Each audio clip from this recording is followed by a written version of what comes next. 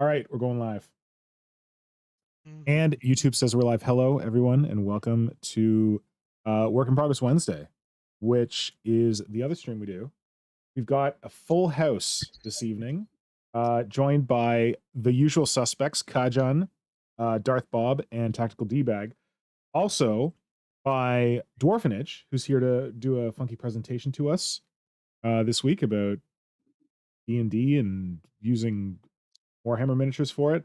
And for some reason, by the agent of chaos himself, Symbio Joe. Joe, Hi. what are you doing here, buddy? I felt like it. Isn't it Vampire Clock where you live? Yes, but I'm working zine hours. Are you working now? No, I am done working, but I'm preparing for night shift. Oh, okay. There is Well, stuff. There is an envelope. Tell us. We're happy to have you. Yeah. So Dwarfanage. Also, Brett Evans, I'm sorry we started late, man. I got finished work late and I need to eat something. But as soon as I saw your message, I'm like, okay, we're starting now. So hopefully you get 15 minutes before you got to leave, and the rest will be recorded later. Yeah, Dwarfanage is presenting to us tonight, but Dwarfanage got so organized, sent me a package, a special envelope. So do we save this to the end, Dwarfanage, or what are we doing here? There is a moment in the presentation to open the package. Okay, so Brett Evans might miss that on the live stream, but we'll have to catch it on the recording. Yes. Oh, well. Something come back for, right? Exactly. It's a surprise. How's everyone doing tonight? Dwarfanage, why don't you start? How are you doing? Have you been getting to much hobby lately? I'm doing pretty good. I temporarily put physical hobbying to the side for a while and like packed up a lot of my stuff to kind of stay clean because it looks like we're going to show this house. So I moved to digital hobbying. So I've been blitzing through Blender classes and now I'm learning digital painting to help supplement my Blender stuff. Oh, cool. How's it going? It's going. Yeah, you send us on the Discord. You sent us some nightmare fuel that you created. Oh, excellent. she looks much better now. Oh, great. I figured she would. I put that in the other one. She's just like a very detailed head and like a scrubby looking body. All right. Nice. That's exciting. There's a number of people who are experimenting with the 3D sculpting yourself. Evil Eye. Yeah. Sure that Aaron / storyboard guy is doing some of it. Must be. Cool. Sorry if I make weird noises because I'm eating. Ajahn, what have you been doing for hobby this week? Oh, keep continuing to work on my Screamer Killer and starting to plan out June Stealer, which I have no idea what I will be doing. So, kind of going through options. Yeah, that's pretty much me. Nice. Cool. Will, how about you? Honestly, haven't gotten a lot of stuff done over the last 2 weeks. I think I got distracted with a lot of random social events, so that kind of, draws away from the hobbying. But I'm trying to get back into my little sniper lictor, dude. Oh, nice. That's exciting. I'm with you. I don't have much to report because I've been distracted by social things and maybe or maybe not Zelda. So I don't have much to report. How is it? It's good. I like it. It's Cool. like hobbying because I'm kit bashing the world in the game. That's like part of the game. I got so excited about it that I finally bought the parts I needed to fix my Switch so that I could finish Breath of the Wild to then play Tears of the Kingdom. What broke on your Switch? The battery. Oh, I had They go bad if you don't turn it on enough. Oh, okay. My cousin's I asked because my cousin's Switch, the fan broke. Oh. Or it like craps out or something, which seems serious to me. Yeah, I don't know how to fix it. The battery's easy. You just buy it, like it's like $20, $30, something like that. It comes to like all the stuff you need. You just take a little tiny screwdriver and unscrew a couple screws. There's a bunch of videos on YouTube. Peel the battery out because like when you first do it, it's like stuck in there really good. But this is the second time my battery has gone bad because I don't play my Switch enough. So it should be pretty quick. Is it like better for the Switch if you keep it in the dock when you're not playing it a lot? Yes. So it's the same with like a lot of devices with like a rechargeable battery. Like if it's off for too long, the battery stops working.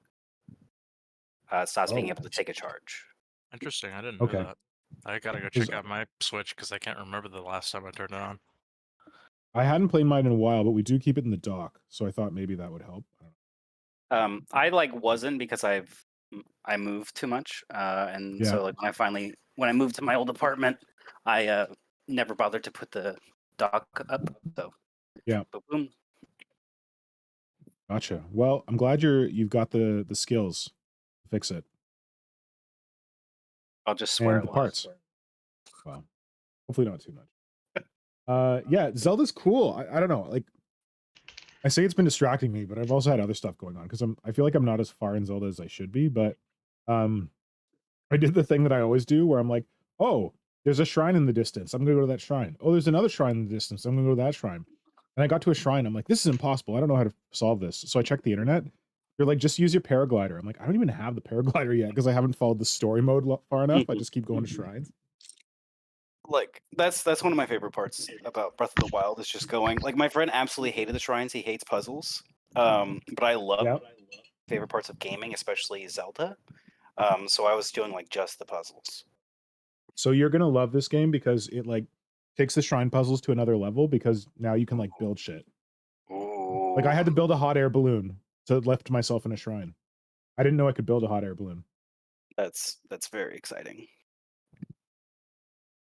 I'm yeah. Sorry. So we got Kajan, we got Will, Darth Bob. How's your hobby been going lately? Oh, it's been going. I finished up the Wendigo. Oh yeah, you him on my posted him. I saw Instagram. that. Yeah, Yeah, I everyone actually should got check him that right, out. right here. He's hanging out. So. Oh, I don't have any. Oh, wow. I didn't know if he's Dwarfanage was here. streaming yet. Oh, I wait to start the presentation. But okay, that's okay. I'm just yeah. gonna pull up the video so people can see the Wendigo. Sec. Okay, gotcha. Yeah.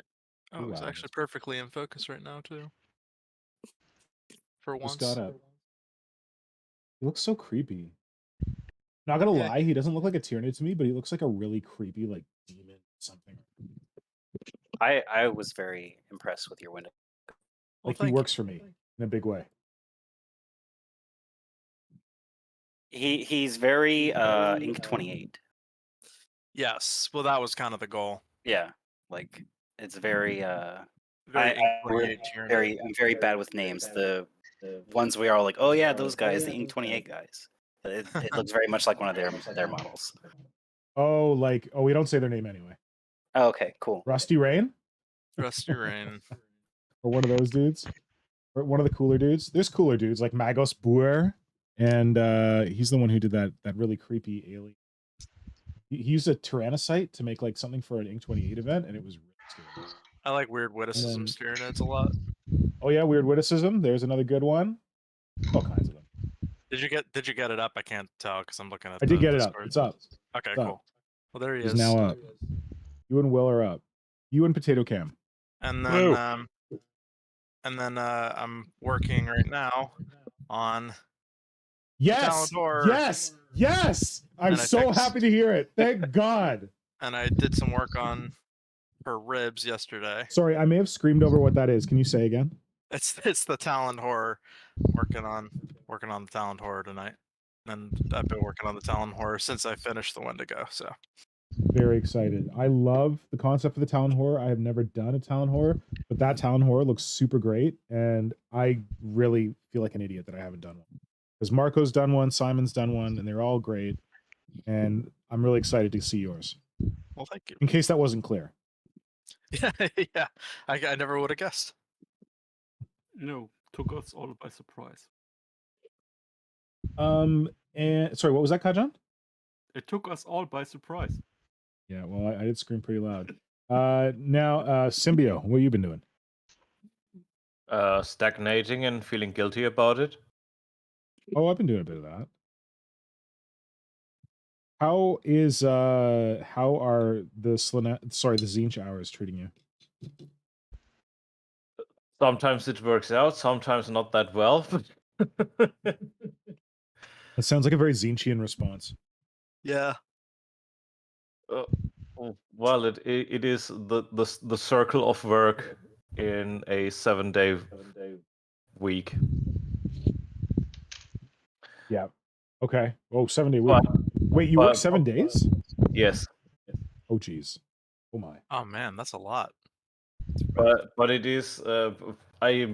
I'm repeating the same mistakes. I am right now. I'm over some new Cadian shock troopers, which I replaced the heads with the neophytes, Genestealer neophytes, and Nice. I found some four old guardsman conversions I made, and I added them.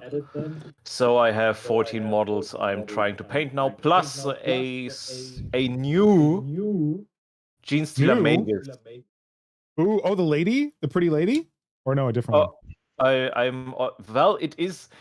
In my head canon, it is a lady, but she does not look very feminine. Oh fuck! I've never done that before. I'm glad I didn't chop my thumb off. So apparently, if you're using my my favorite chisel scalpel blade, be careful because you can snap that sucker right off. Oh wow! I've never done that before. Oh, when I was cutting up the pieces for the dominatrix, I was using a Dremel, and fortunately today I decided to wear safety glasses, and I'm gonna when get I was mine doing right it, now. the freaking thing snapped off and it embedded itself in my glasses. Oh Jesus. God! Yeah, so thank God that day I decided to be safe. Right. I've had that same thing happen with the glasses, and then I'm always super careful with those kinds of blades, Nick, because I like have had them snap on me a bunch of times. So I throw them away after using them for even like a little bit, because I've just like had so many like bad experiences. I've always been super lucky, and because I have terrible luck. Yeah, the problem with the blade, with the chisel blade, is you barely recognize when it gets dull, and you have to use more force because you always use a lot of force to push it through the material. Yeah, that's true. That's a good point. Yeah, that's a good observation. Sorry, Dwarfanage, what were you saying? You say that you change them how frequently? I was over getting a new blade. Like use it for a day, throw it away. Oh Jesus, really? Oh wow, okay. With those ones, but I mean, plus like depending on what you're working on, they go bad. They stop being sharp fast, and it's better to just like put a new blade on. They're not so expensive. They're cheap enough that it's worth doing instead of going to the hospital, because I'm having to Iron Beak fairly often, because I think about that all the time. What happened to Iron Beak? I don't remember. Remember when he was working on a mecha recruit and he like put a knife through it and gave himself nerve damage? Oh, I think I remember this. Yeah.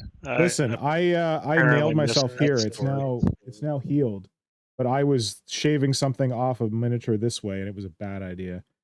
I've literally never snapped one of these though, but I should have learned because I changed it recently, and almost immediately when I started using it, I snapped this little corner off, and I was like, "Wait, that's weird. I've never snapped a corner off one of these before. So maybe this blade is just trash." Huh, that's weird. I've feel chipped like the we corners should before. I feel like we should be doing some safety advice at this point. Oh, that's my first- former profession. Okay. You're a safety guy? Yeah, I was in WHS. Oh, okay. Here's my glasses. I'm putting them on now. Definitely put on your safety glasses when you chop things, especially blades like the hobby blades we are using, because you're putting all the pressure when you push straight down on something. Yeah, on that's a good the point. little stalk at the end, and that's also why it snapped like that. Because I'm that's kind of where all the amazed I've pressure never done it goes. before. Like how can I possibly have gone this long using this blade, which I love and use, without having snapped it? the same thing can happen with scalpel blades and stuff like that, because what we are cutting is not what they're designed for. Yeah. And we are putting not exactly pressure in the same direction, but in several directions, and it's like when you flex metal back and forth, sooner or later it breaks. Okay. So always wear your safety glasses and You got any other safety tips for us, Dwarfanage? Typically, they're more related to factory environments. Right. But, Grow your fingernails long so the fingernail can catch the blade. Always wear your hard hat. Yeah, make sure you're working on a make sure you're working on a surface that'll catch your blade and also won't damage your table. There you go. Oh yeah, that's a very good point. My old hobby room had carpeted floors, and I dropped a blade onto the carpet, and I went to go grab it, Ooh. couldn't find it, and I was like, well, No. whatever. A few days later, sure enough, I stepped on Well, it. at least cut you my foot. found it, and it wasn't some other loved one who found it. Yeah. Found it. Well, Because that was your fault. I feel like the answer to that is to always just have a magnet of some sort nearby. Yep. The blades are magnetic? I mean, they're most like of them. steel. I was this old when I learned that. Fantastic. I mean, I put my blades on magnets, just because I have like all those like little tiny mini magnets. So Yeah. usually that helps me find them as if they're all stuck to blades. Oh, smart. Okay. So yeah, the little bit of hobby I've done is that in order to make this old Screamer Killer a little more formidable, I wanted to give him a proper base. So I started working on this base, which I'm going to work on tonight. And it's one of the doors from this Zone Mortalis. But I got out my favorite and Kajan's bane of his existence, heat gun, and managed not to break everything. But I got this really cool, like I warped the door using the heat gun so that it looks like it's been like busted in. And then I made like this hole in the middle, like he's like bioplasma his way like through the middle. I want to paint that like it's melting. So this is going to be like, doorway is going to be here. The other part of the doorway is not going to be there. And then he's going to be like stomping in through here onto the door. It's going to be pretty cool. Oh, that's really sick, Nick. That's really cool. I noticed you had like that warped piece of plastic and was gonna ask, so I'm happy that you just went into what it was. That's so that's awesome. it turned out way better than I thought it was going to. I was like, oh, I don't know if it's gonna work. That like No, really looks authentically like bent metal. Yeah, it looks like it was made that way. Tip. And not I that gave you this did tip when I was working on the Dominatrix because I did like a smushed dreadnought on the base and I used a heat gun for it. And I learned the hard way that if you want this surface to be upright, do all of your heating on this surface. Oh, So like with the dreadnought, I started heating like the outside of the dreadnought to push it down, but then it just like melts the detail. So what you do is you heat it up from the inside and then the heat radiates out, but it screws up the detail on the side you don't want. And it doesn't screw up the detail as much on the side you do want. And then, but it's flexible enough that you can push it down. However, with this one, I actually drilled holes through this with a I don't know what it is. It's not a soldering iron. It's like a thing for cutting foam.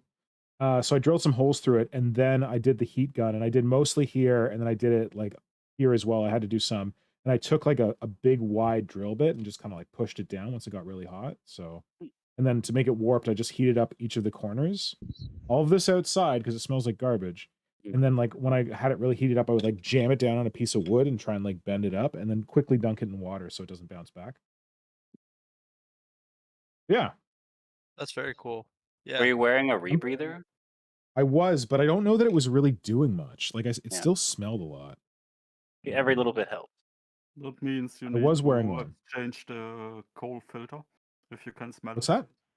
You need to exchange the coal filter when you can smell it. Ah, gotcha. You only shaved off a couple months instead of a couple years of your life. Fantastic. This stuff is also my favorite. This is printed Zone Mortalis plates, and like it's printed thin enough that I can cut it with the scissors and then like get it to roughly base size. I can do something like this and mark the curve of the base. Then I guess if I had sharper scissors, it would probably work better. These ones work okay. But yeah, you just cut inside the line. It's not perfect on the top, but it's pretty good. I think because of the nature of the plastic that it's kind of more flexible. Is this the Screamer Killer that I sent you like a couple years ago? I that forgot you eBay? sent me a Screamer Killer. Oh, God, no. Are you kidding me? Yeah, the new in-box one. That is a collector's item. Exactly. Symbio knows. He's going out to grab That it. Screamer Killer is very safely here. In fact, you want to Okay. see what a Screamer Killer looked like new? Here's how do I do this? With the styrofoam inserts. Here's the old Screamer Killer course. box, Yeah, there 200 he card is. effects. Da-na-na-na. Yep, There there you he go, is. old hammer nutcases. There's your Oh, old actually- hammer Slaneshi bit. Actually, I'll join you. I think I've got one over here too. So yeah, no, I didn't want to use this guy because I want to like mount this guy on a wall because I love the Screamer Killer so much. So I had some old Screamer Killers that I had started in Beginning, but never finished in Beginning. So I didn't have it's to. not This the- guy was already open, Oh, It's This not takes the me it's back. not the Screamer Killer, but I got the Lictor. but there you go. But he's new in shrink wrap, so I'm not taking him out. But beautiful. Yep. Yeah, I'm amazed how pristine those boxes are. They take me back. yeah, there was this one eBay seller that had a bunch of like out of production Tyranids new in box, and I got with Nick maybe a year or so ago, and I was like, hey, you want to do like a big group order here and take some of these off their hands? We ended up ordering like a bunch. Yeah, and I feel like I don't know. I feel like that may have been before the old hammer wave like really crested, which I'm glad Mhm. of because I feel like they're probably a lot more expensive. Yes, for sure. Oh yeah, because Blitz Mechanica was saying that he bought a Screamer Killer on eBay. It was very expensive. I think it was unpainted, no box, but it was like 120 Canadian. Jesus. Like that. Oh man, Yeah. that's a lot. Because I think Wow. I when think we bought I think he those, needs some I think it was support like from 50. Flynn Hammer. That seems like And a that lot was to new me. in box. I think it was like 50 or 60. Yeah, it wasn't that bad when Mm-mm. you like even the ones that I got that were like still packaged were cheaper than that. Yeah, 'Cause the eBay Screamer prices Killer for was new old in hammer box, are but it, crazy now. I mean, I just remember I started, I think like at the beginning of pandemic, 3 years back, I started like actively trying to get those armor cast nids. oh, I should have done that. And Yeah. I ended Yeah. up getting all of them. Nothing was over like $80 US, $85 US. Unheard of. Yeah, I just checked the prices recently. I'm like, Jesus, oh man, I'm glad I got these like when I did. Yeah, you can get them for like I think like two. The last one I saw was like there was a new in box one for like $275. Oof. Well, I don't want new wow. in box. I just want an exocrine that someone's already painted. I'll repaint it. Never Blitz, got one. Blitz Mechanica just corrected us. He didn't get it from eBay, but he got it from Troll Trader for $90. Troll okay. Trader. Didn't know He Blitz was says, here. Hello, Good Blitz. thing I'm here to correct it. Good thing. Happy to see it. That's still crazy expensive though, It's a lot of money. compared to where they were not too long ago. It's still a lot of teeth. What I did there. Well, tonight I think I'm working on the actual talons of the Talon horror. Sweet. Tonight we should be working on Dwarfanage's presentation. Sorry, Dwarf. Yes, No, it's cool. I'm screwing around. just vibing. Hey, cool. Do you want to take over, or what do you want to? Sure. wanna do this? All right. Give me the screen. Wait, I need to give one tip before I give you the screen. This tip comes to me from a hobby friend. If you are, again, this is probably something that everyone knows, and but I discovered this recently. Friend, a hobby hero of mine, and if you're gluing random stuff to random stuff, sure you can use super glue, but what I now use is no more nails. This thing is so cool. Do people No use more this? nails. Do people use this? I've never heard of that. I'm not familiar. I'm waiting for it to come up on the screen because I'm wondering if there's like an American version. Is It's like a that one goopy of- super glue. It's like caulking it. Well, no, it's not like caulking. It's probably softer than caulking, but it dries rubberized. Oh, liquid nail. Oh, it's Liquid like nails, liquid there you go. nails. Okay. Huh. I've never thought about using that for hobby. Yeah, man. Oh, the best is anything that's pink styrofoam, Mm. because I have that and I want to like glue it to plastic, and I'm like, okay, what am I going to use? I'm not going to use super glue because it'll melt. I'm not going to use plastic glue because it'll melt it. This stuff is the best. PVA Then you glue can kind of does like work. spackle it. PVA glue does work. It just takes a long time. I'm lazy. This stuff's quick. Oh, another good one is what is it? It's like it's a lady's name. It's like a gold bottle. It's like a type of PVA glue, but it dries super fast. It's awesome. It's great What? for The great for lady's terrain. name? The Yeah, gold bottle? This sounds classy. I'll look it up and I'll drop it on the Discord. Wait. I'll write a note. Just like trying to think, it's just like Maureen. I'm thinking like Mrs. Hempshire. She was my first grade teacher and she invented glue. No, it's like a common name. She invented Oh, it's like Mary's glue?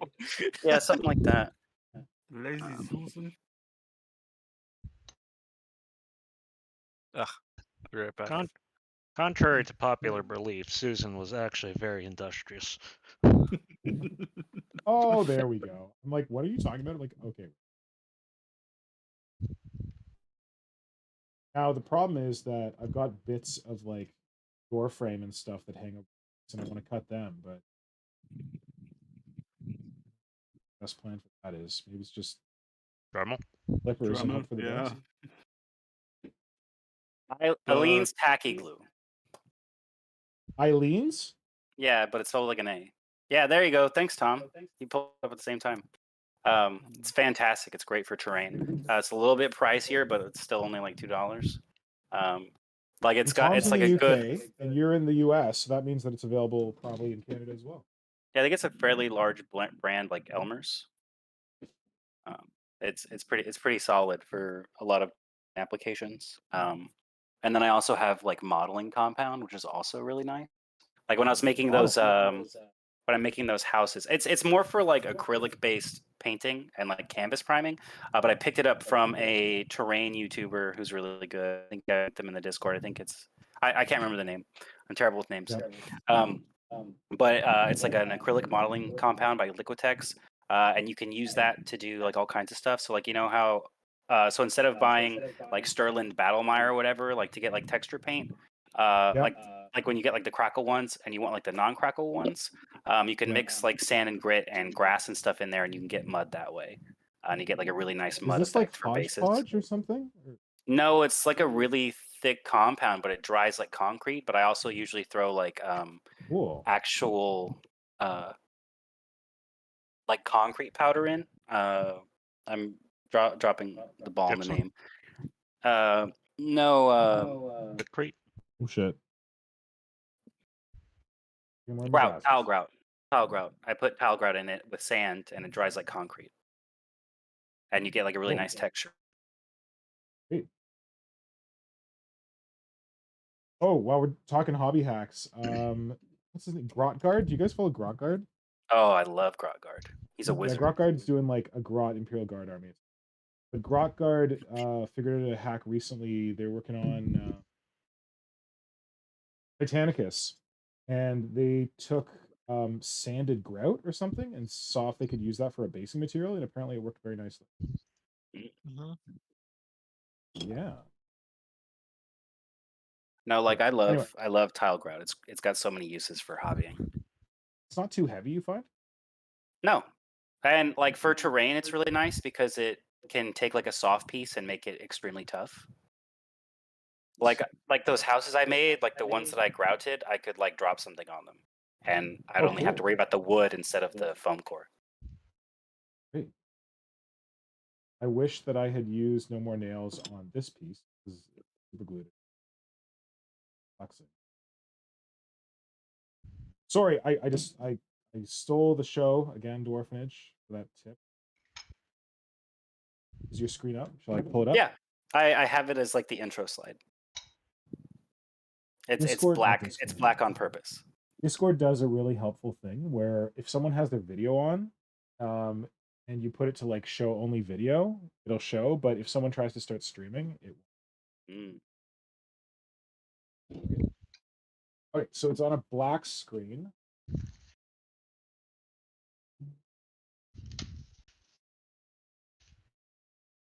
So yeah, the purpose of the focus of this stream, I put it on the title card, is a couple streams back I was talking about how wait. I wanted to. I have it in here. Oh, are you going to present? Should I not? Are you going to do this? Do I not have to do a summary? Yep, I got all of it. Look at you! Wow. Okay. We all got to get our like together. Dwarf is making this. I made Bill this Tajani's like trying to take 3 our weeks jobs. ago. I honestly have forgotten most of it. Like I forgot about a lot of this because I You're supposed to made do this it. a while ago. I made it in a rush, and then spent like a whole day on it while I was sick. Because I wasn't capable of like doing anything else. So I was like, I'm just gonna put a lot of work into this, and went off. Tell me when. Just getting stuff adjusted here, grabbing your icon, putting it up there. Okay. Can you put it in the negative space? The icon? Negative space? Like in like where it's like a black. Oh, I'm looking. Oh yeah. Sorry, you're delayed. Yeah. I did. All right. I think it's ready. Anytime you're ready. Okay.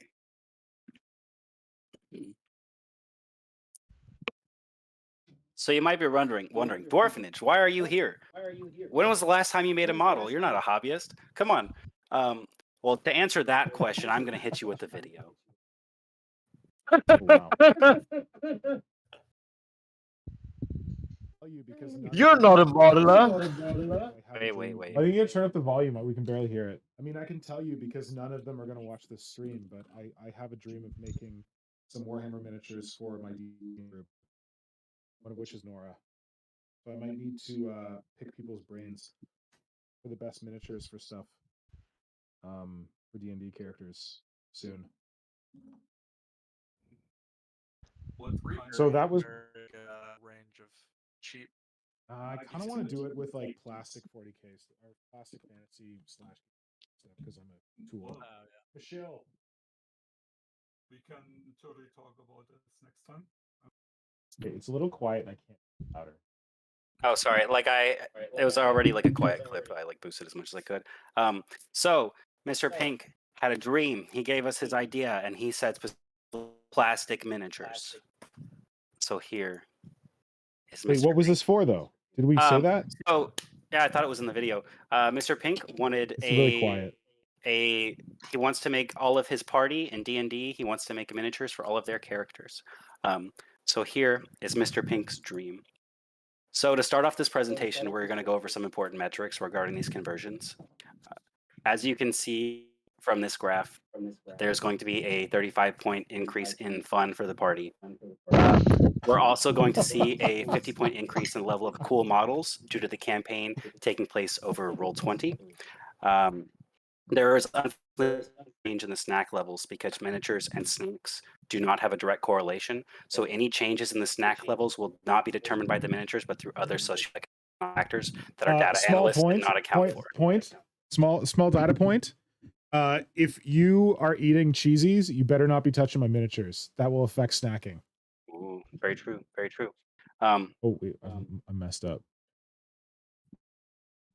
We're also going to see a marked increase in synergy by a whopping 20 points, and we all know how important synergy is.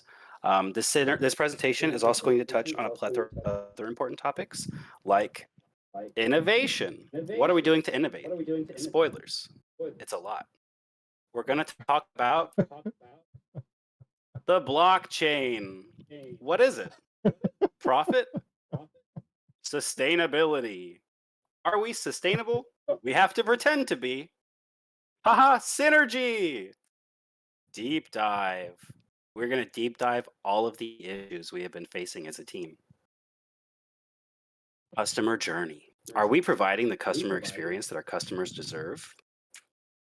Blockchain? Now we're going to go over the first character. The first character is a tiger druid. If we look at the art piece, we can see that she's really cool, like antlered head. She's got a tiger form. Wait. Is she a druid or is she? I think she's some kind of warrior. So if she turns into a tiger, she should be a druid. And this is Okay, like the well, this is hopefully she's the not art. cheating.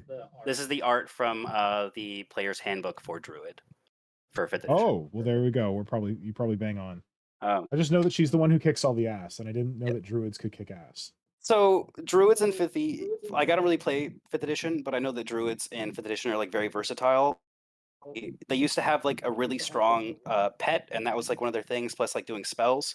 But like one of the specializations for druids now is like wild shape, so they become like a really strong like melee character that can like buff themselves with spells. She turns into a tiger from time to time. So unless it's like some kind of like a wild shape barbarian, I don't know. I don't think she's a barbarian. But regardless, we're just going for this. So if we look at this model, she has this really cool like wooden staff. I didn't really account for the kukri, which is the sword right here, right here. She has a scimitar.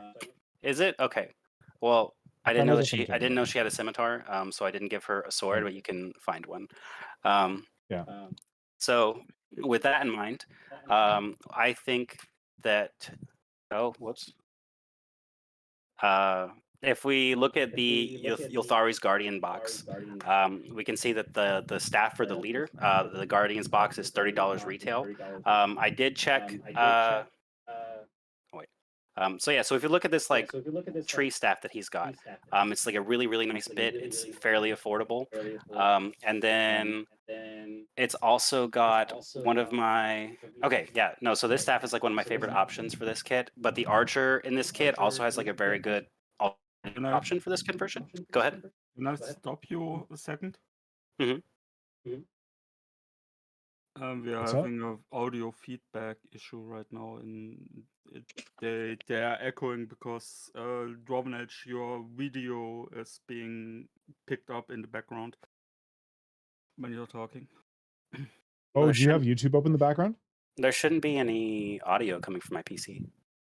Besides like that first clip. Yeah, chat has just been complaining about echoes on the audio, and I just listened in, and there was well, that might I pumped the audio at the beginning when we had like very quiet audio, but I don't know if that's what people are talking about. That was when Dwarfanage was playing the clip of the old stream, but if it was subsequent to the clip of the old stream, then that's different. Okay. Yeah, I also just heard it that we having a little bit of echo. It might hold. Do I have my speakers too loud? I don't think so, because I don't see his audio coming through when. No, I checked Discord, and it's only Dwarfanage. When he's talking, I can hear his audio in the background as well. So I don't know why. That's... Blitz just said it's fine now. Well, Dwarfanage hasn't been talking though, so maybe it's let's get Dwarfanage a chance to talk, and we'll see how it goes. How is it sounding, gang? Does it still sound bad, or?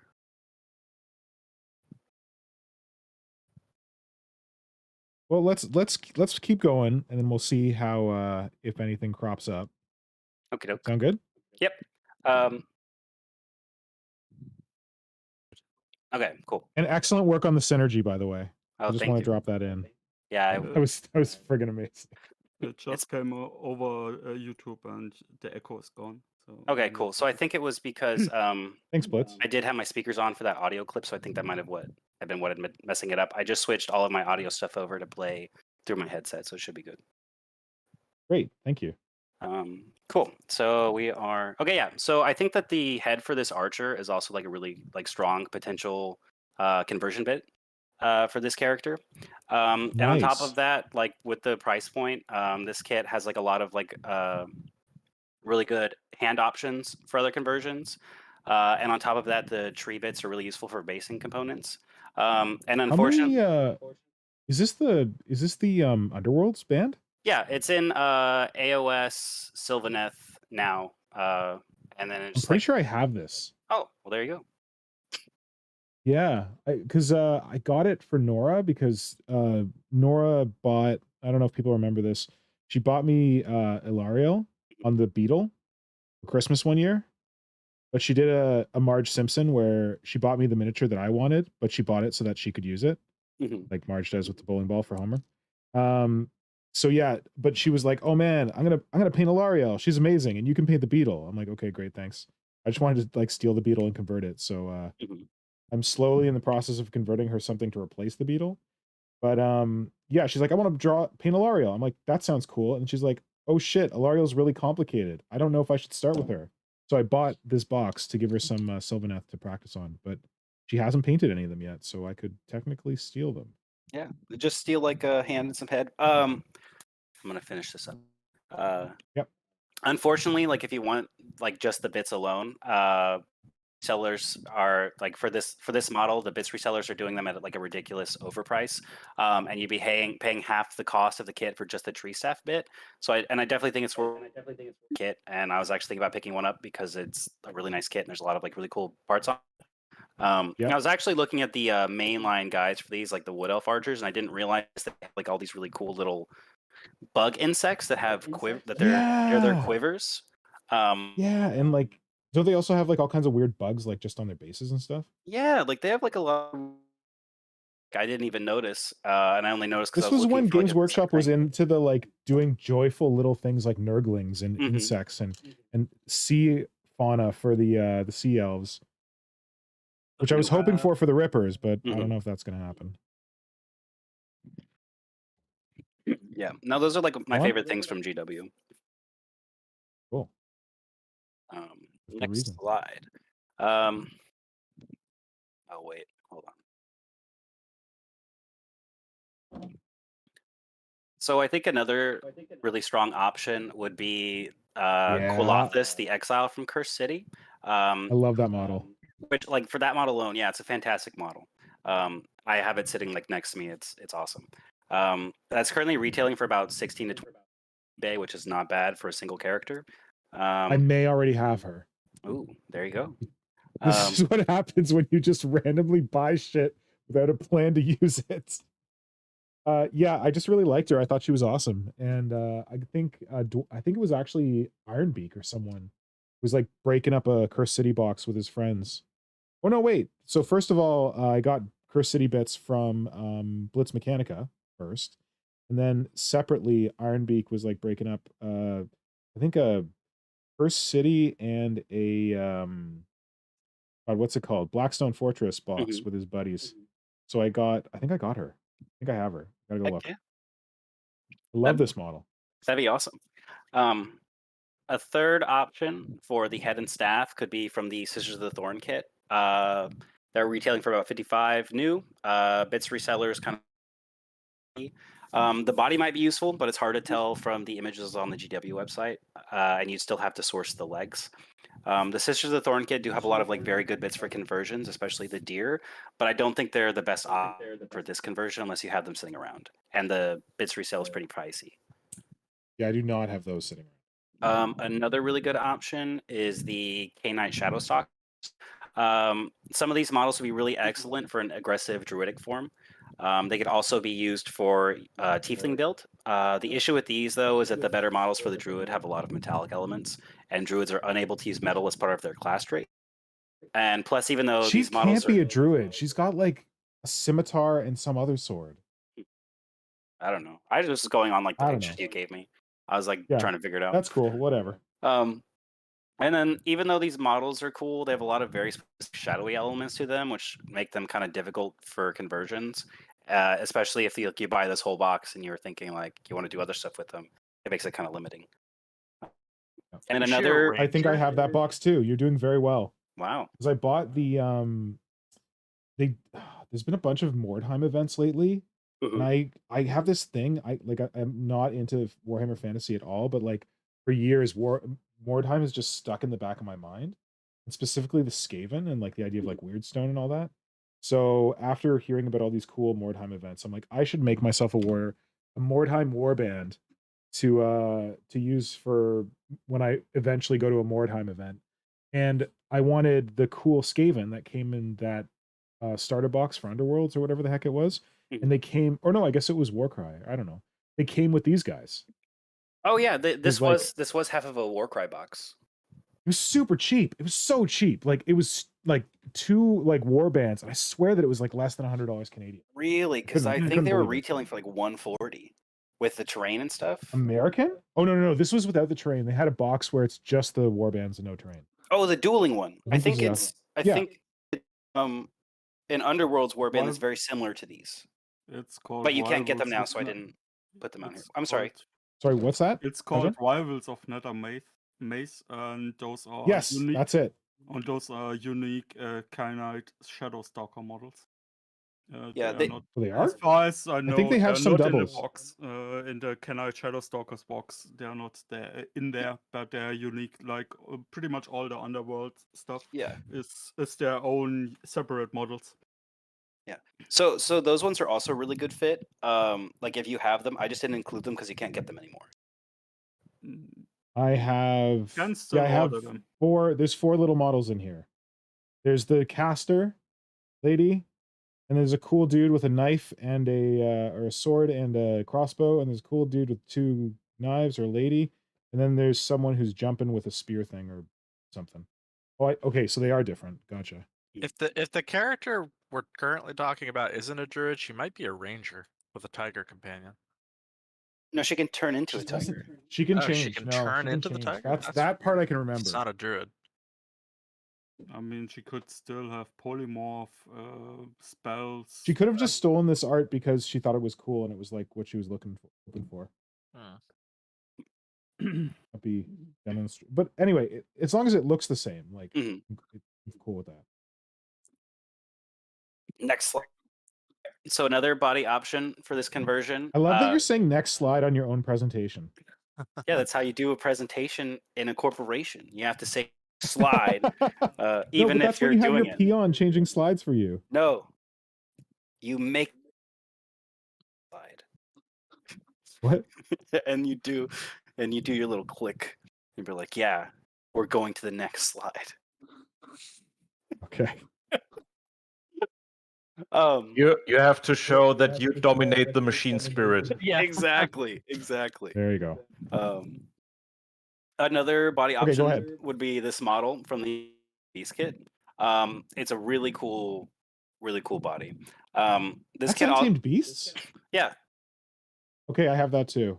Oh Full no, theory. wait, I gave the bodies away. I think I gave them to Brother Pink. I just wanted well. the weapons. I stole the weapons for Kroot.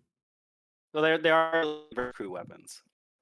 This kit has a lot of really good bodies that could be useful for like a myriad of different conversions for sci-fi and fantasy, which I think Brother Pink will enjoy that you gave them to him.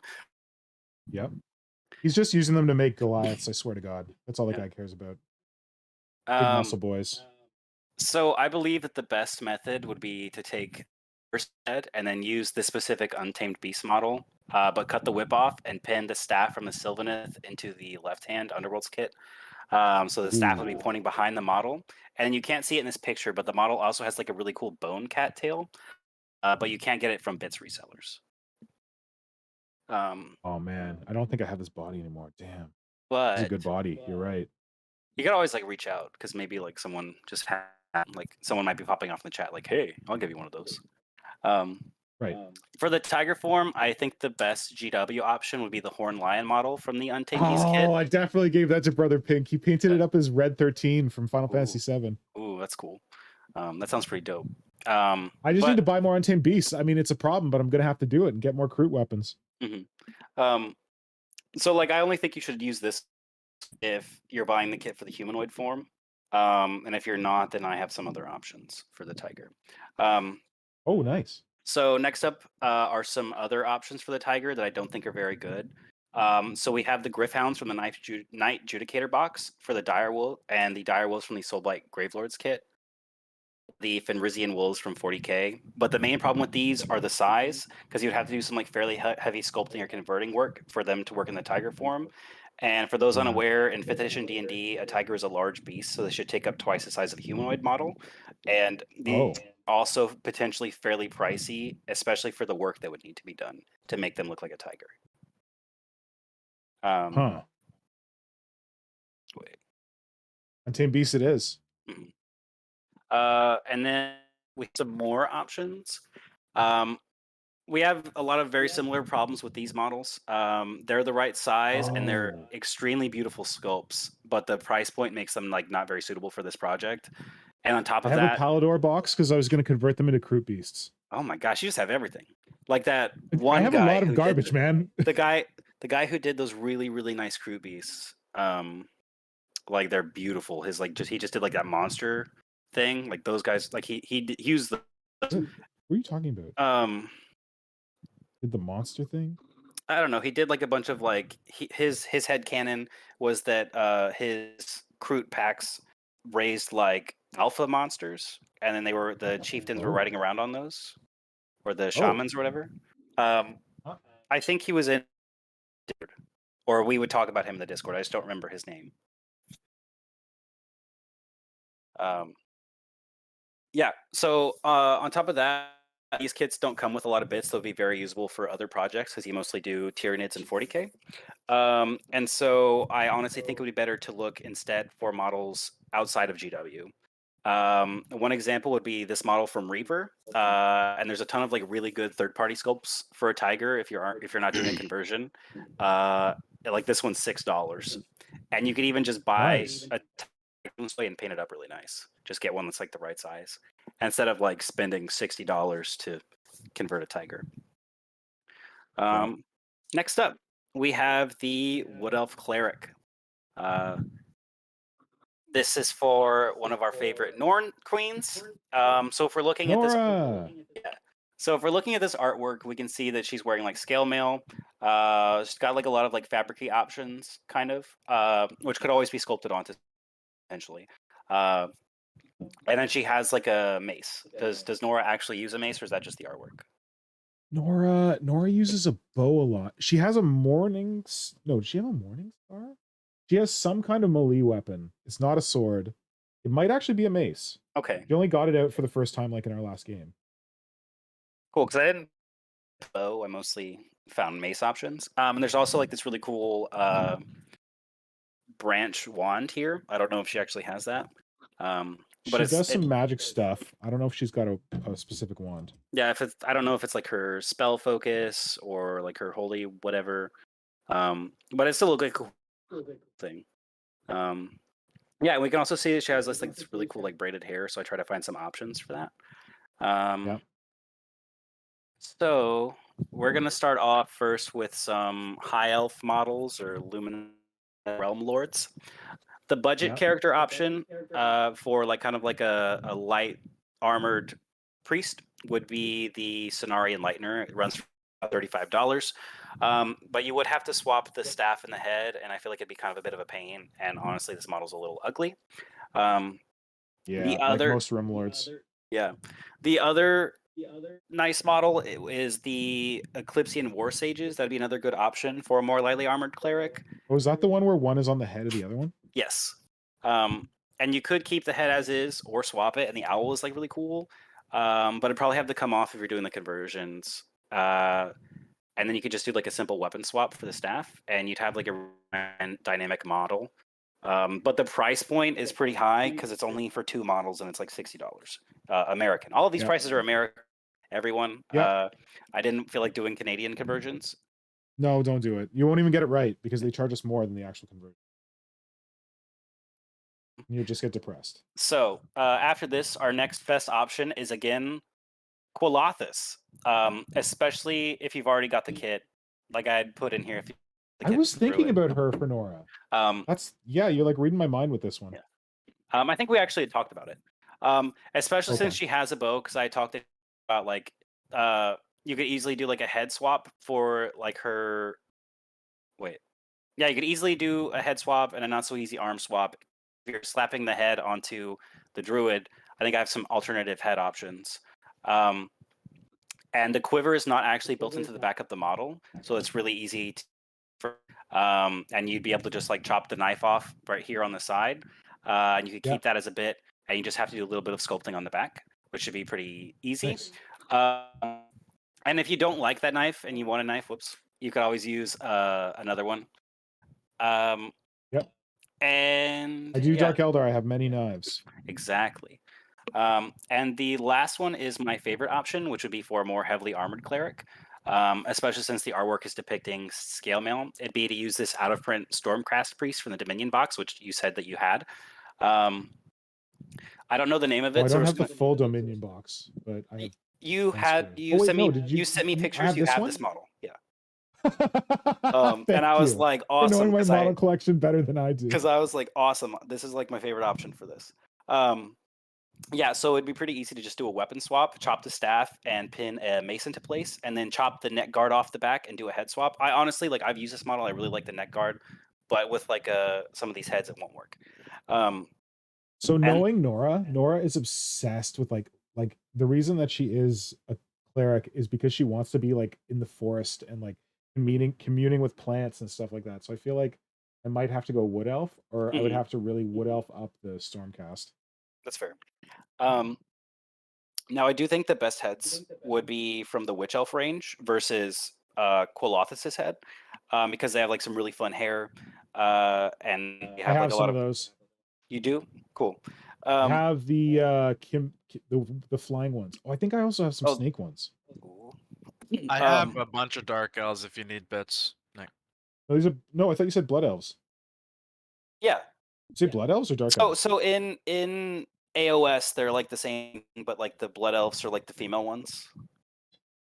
Yeah, they're like witch the elves. whole like Marathi ones, right? Yeah, but they're like technically the same faction, so they just kind of get wrapped in together. So that's what he means. Yeah, I've got the Marathi stuff and dark elves actually. I have both. I've got the start collecting kits for both of them. If you need head. I'm a big fan of the Marathi stuff. I've thought about getting that start collecting kit many times because I'm like, I'm gonna need these wings and these snake tails for something. You know what? For them, I managed to get their army box before it went out of print, and I've just been like working off of that for years because there's so many like really good bits on it. Like it's got like it used to have like the cane on the cart, and then it had like 12 witch elves and like 10 of the harpy looking chicks, and then some of the snake ladies. I think that's the one I have actually. It's an awesome box. Like I was really happy to get that. I just got it for the Cain statue. I chopped mine up to make into a Patriarch of Cain and like completely ruined it, and then I put it into a drawer, and I don't know what I'm gonna get back in, or not. I was trying to make the Patriarch of Cain for 40k for a June Stealer. Oh. I actually chopped mine up for a big Gene Stealer thing too, which is still pending. It's just slowly coming.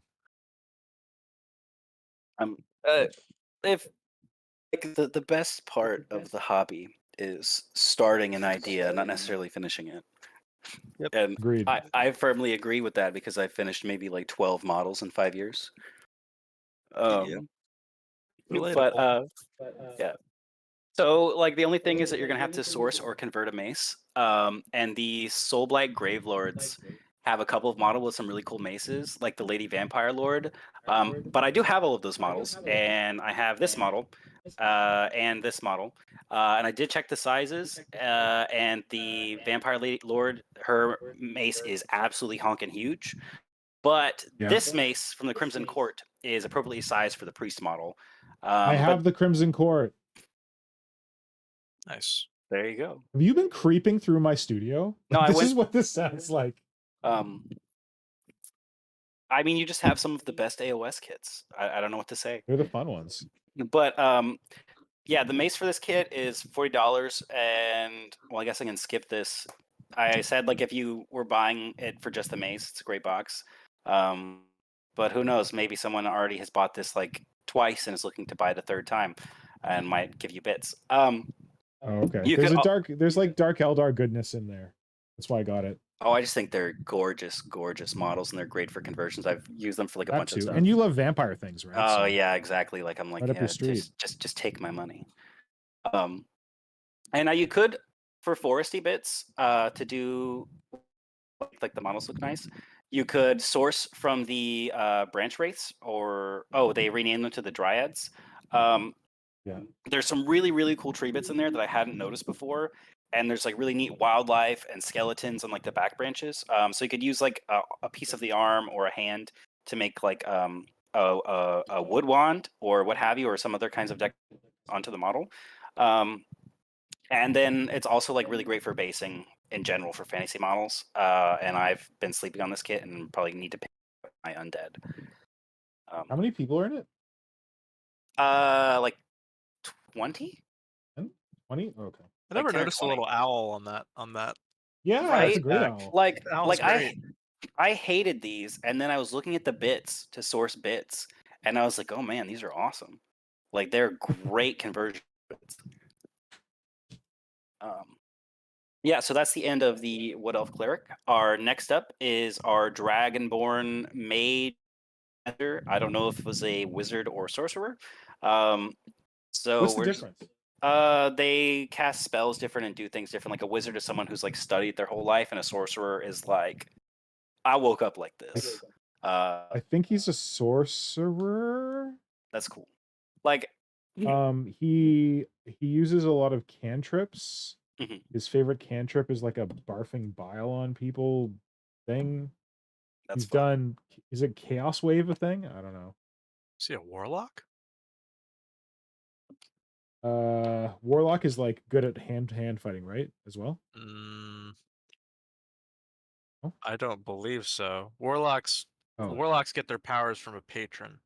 So wizards learn magic, sorcerers are born magical, and warlocks get their magic from some eldritch patron, whether it's a god or He hasn't elder mentioned a horror patron. Okay. Wait, what'd you I say, don't know Nick? that he would have to, but he hasn't mentioned a patron. Okay. You know So- what I'm gonna do? I'm gonna ruin the surprise for one member of our D&D thing. When we're done, I'm gonna take the recording and send it to our DM. Be like, hey, what are these people? Because I don't even remember.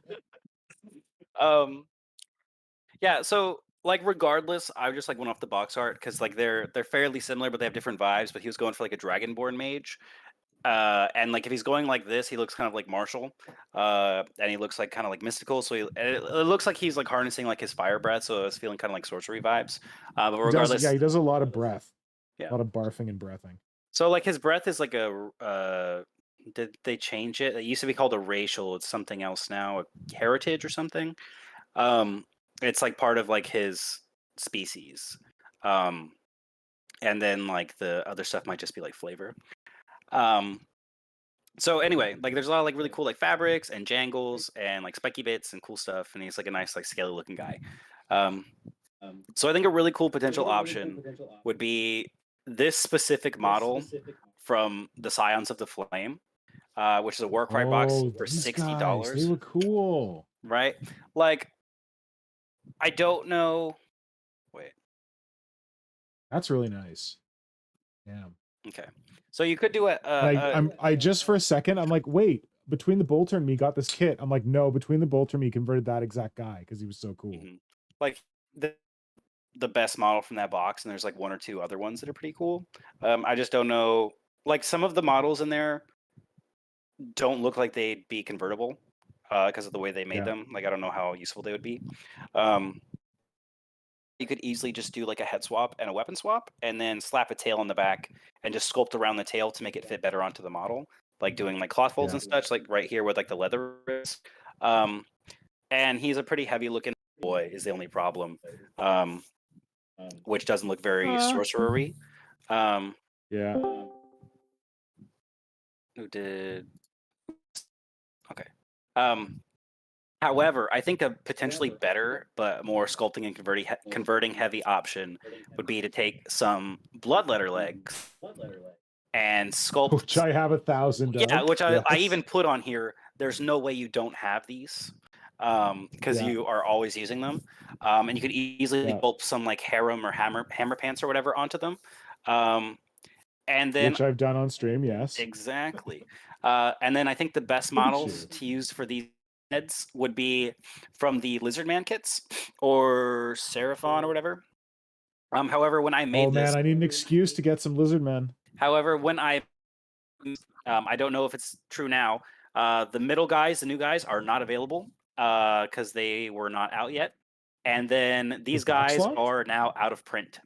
So I don't know if they're back out yet, but maybe someone Aren't around. the middle guys coming out now? I mean, I made this like a couple weeks ago. They were like up for pre-order, and then it was like the army box. They weren't releasing like single models yet, or like the warrior boxes. But maybe someone. Well, the Lizardmen have been out for so long that someone might just have bits. And like I know the Lizardmen do look kind of derpy in these pictures, but the heads are actually much nicer than they look in pictures. They're pretty awesome. And then the tails also have like some really good details, especially for like when they came out, and they work pretty solid. You could use like. I just need an excuse to get the new guys because they're pretty. True, they I might have some old Lizardmen actually. No, I want the new ones. Oh, okay. Yeah. Sorry. So you could use like a Bloodletter torso, or even Lizardmen as they are, but I think the posture will make it kind of difficult, and the model would come off like less of a sophisticated wizard or sorcerer.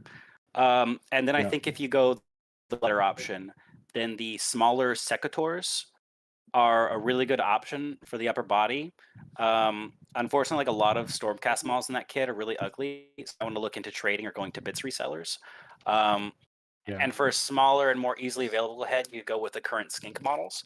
The tails are unfortunately going to be too small, but the heads are closer to human sized than the Lizardman warriors. But regardless, they'll need work. Like this is like a $65 box, and there's only like 2 of these models that have this like torso size. So expensive, but I don't know. So my opinion would be to get the old Lizardman head, cut the crest off, which is this thing off, and then do some sculpting work. Remove the shoulders from the upper half of this Stormcast model. Sculpt the tunic to be all the way around, and on the Bloodletter legs with some hammer pants, and then sculpt a small tabard to hang down or skip the tabard. Question. Go ahead. Dragonborn, aren't they bigger than humans or no? Everyone's roughly the same size. There's like they might be like, oh, I'm like 7 foot, but everyone's roughly everyone counts as the same size except for like halflings and gnomes. Okay. So like dwarves are shorter, but they take up space, so it really shouldn't matter. Plus, like these models are scaled all over the place, because this is actually like a pretty solid big. I wasn't actually worrying about scale too much. Mm-hmm. What? Okay, so my chat keeps doing something weird. It's like bouncing. Is this chat even? Somebody want to check on our stream and check on the actual chat? And last thing I'm seeing is so does my Necron owl. Yeah. Let's Mechanica talking about owls. Same here. Same there? Okay. Sorry, it's doing something weird. Just bouncing back. It like signs me out or something. Weird. Okay, sorry, Dwarfanage, go ahead. So unfortunately, I don't know what the best option would be for arms. So that require like looking into after kit bashing and deciding on a head. But you've got a huge bit box, so you probably have something. Next character.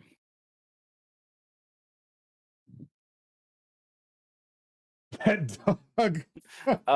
Saving the best for last, I see. Exactly. So for the good boy here, we have some very, very similar options to the tiger. Oh, cute. Okay, those are some of my. Wait, go back. Those are some of my favorite. Pictures of Ripley. I went through the Instagram page and was like, "Oh, this is a good one. This is a good one. Oh, this is a great one." This is Ripley. For anyone who doesn't know Ripley, this is Ripley, our dog. He's named after his lovely Aunt Ellen, who's excellent at killing aliens. Oh. Because my wife and I both love Alien. So this is Ripley, but he's a little gender confused because he looks like such a pretty boy with his floppy ears. Everyone thinks he's a girl. We're like, that's okay. He's named after a girl. Mm-hmm. I mean, men can be beautiful. True. That's what I say. I'm like, no, he's just a very pretty boy. Exactly. So yeah, But it's so also a test to see if people are cool. Because when you tell them your dog is Ripley and they go, believe it or not, you're like, haha, yeah. no ho ho. But if they're like, oh, alien, then Yeah. you know they're cool. Exactly. Yeah, so we're going to have pretty much the exact same options for the Tiger Ugh. Lady, but they would require. Why are Games Workshop's dogs so bad? I like the wolves, but Like, not why can't as. they do a dog? Yeah. Well, okay. I have. These are the bad options.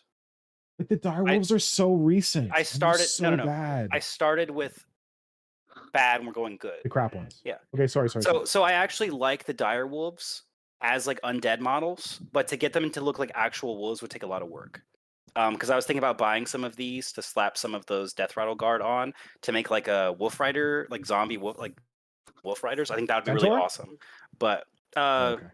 it's like they're skeleton warriors now. Is the Death Rattle? Okay.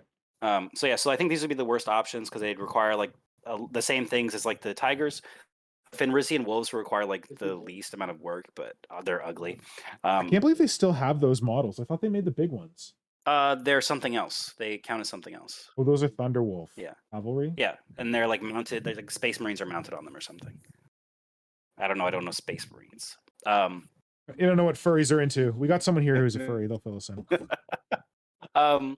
So better options. I think these Mastiffs from the Hexbane Hunters are very nice. I really like those hunters, and I want them. Yeah, they're great kit. You get 4 cool Witch Hunters, which you could be used for fantasy or Inquisitor conversions for 40k. The only Is that the one where there's the mom and the dad? no, Like the there's dad and the daughter. There's a Witch Hunter, a big looking metal priest guy, and then like a lady witch hunter. There's I think there's 2 lady witch hunters and 2 dude witch hunters, and they're very nice models. They're very cool. Now the only problem with this is that these dogs are pretty chonky and muscly, and Ripley's a lean little guy. So well, technically this is Percy. I mean, it's supposed to represent Ripley, but Percy's a little different. Whoa, I just went off Ripley. Thank you. But thank you. But these are very good models, and if Percy is a big fella, it might be a good fit. But I think the best GW option would actually be these pewter dogs, which are very cute. And they're fairly cheap. They're only like 1650 pewter, and they come with a really cool dude.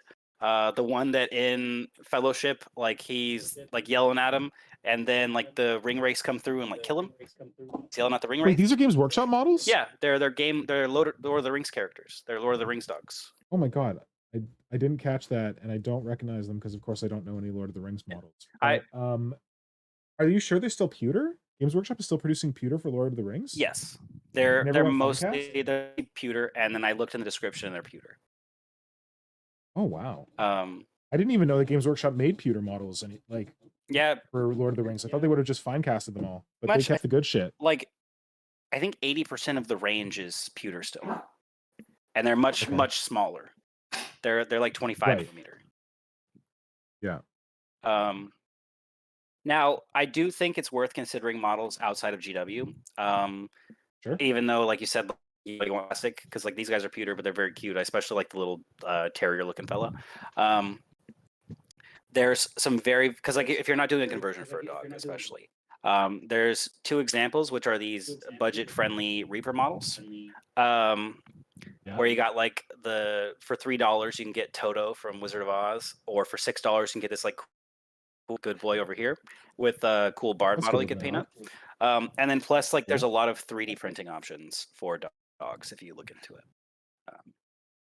Yeah, and there we go. I guess that's the end of the presentation. So there's no more characters. Wait, quick question. Wait, what? I have a quick question. Go ahead. Is this character, is Ripley's character like an actual dog, or is it a wolf?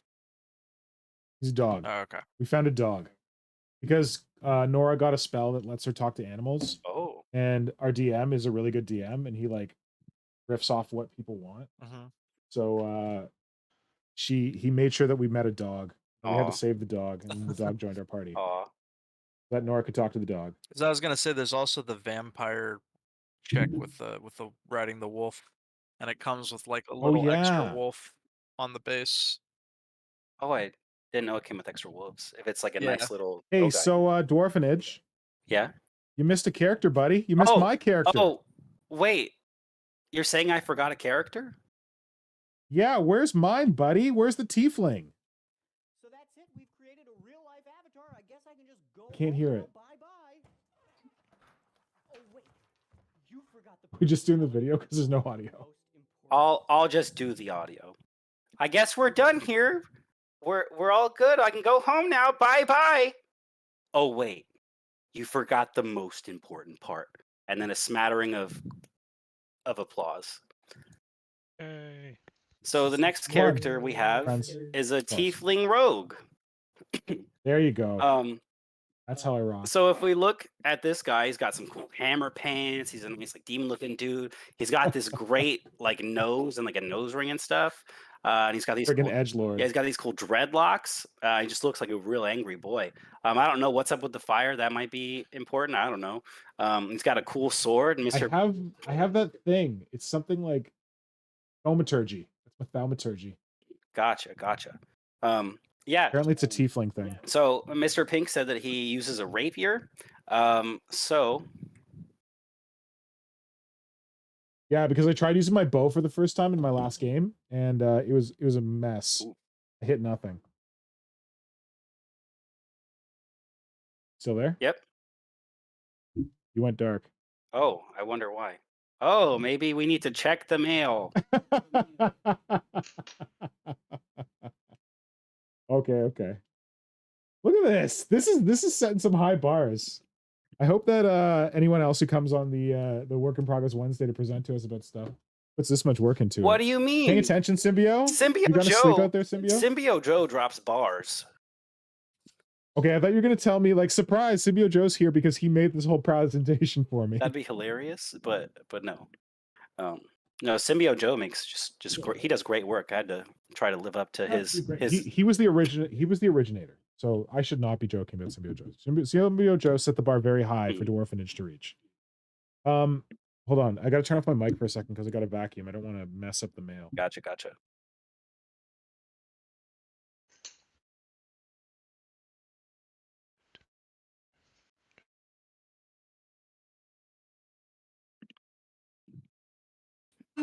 Oh shit. It's a little slow on that one. Hot tip, for any hobby tip for people, when you're hobbying, make sure you have a vacuum with the proper amount of suction. Ooh. Sorry, the proper amount of suction. So you can quickly vacuum up your hobby space. I got this Black & Decker something or other because it was recommended by Wirecutter. I've had it for years. I even broke it and then I duct taped it back together. So we're good. I guess if it still works after breaking it, that's a good sign. I have often Yeah. thought that I need a vacuum, and I've just never put into it. I feel like the thing that got me there was watching Calamity, because Calamity has like an actual vacuum port built into his workstation. Oh. Where he's got like this grill over it and he just like put a vacuum tube underneath. And then when he's like dremeling, he dremels over the vacuum hole. That's cool. It's pretty smart. Smart. All right. Should I open the mail? Yes, open the Did I mail. just dox myself? Oh, shit. I tried to make sure there was zero doxage for me or you, but to be clear, this got here last week. This is a week and a half ago. Wait, I'm not gonna put It came the day after the last WiP Wednesday. Yes, that was my excuse for not doing it earlier. Dick Champion says R.I.P. Tina Turner. I'm sorry for anyone who's a Tina Turner fan. I'm not going to read the letter on screen because I think that's awkward. Oh, it was mostly no. I think it's just saying like what is in the package. Yeah. Like just skim it. I don't remember what it is. I honestly don't remember what I wrote. I together very fast. Expressing You his said undying hopefully love. this project will hold you over until you get your claws on the new NIDS. Oh, nice. Okay, so I'm opening this. Yep. Hey Nick, just so you know, we can't see it on stream, or it's kind of like cut off partially. It's zoomed in. Here, I'll get even closer. Maybe my Don't worry, I'm aspect checking the ratio screwed monitor. up. Oh, look. There's a fancy... Oh, what the hell are all the bits you recommended in here? Holy toot. No, So just some of them. what are we gonna do here? We got a Saurus head. We got a fancy little dagger. We got some very nice glittery paper, wrapping paper. I like that. Some little gold, pink with golden hearts. Pink, it's good for me. We got a tail for a Saurus dude. We got a quiver full of arrows. We got a holy toot. Did you send me the Stormcast after you asked me if I had the Stormcast? No, that's for the Oh, the wizard. It's Oh, for the okay. Dragonborn.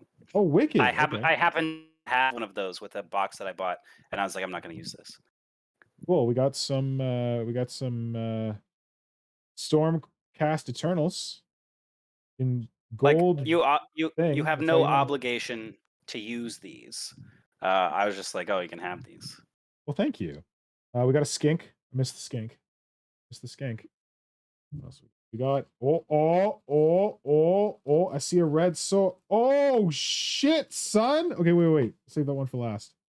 We got a some hair. Nice hair. Oh, I sent you like I'm not sure if it'll like how it'll look because but it's a witch elf head. I think it's from the snake box. I don't remember because those are one of my favorites.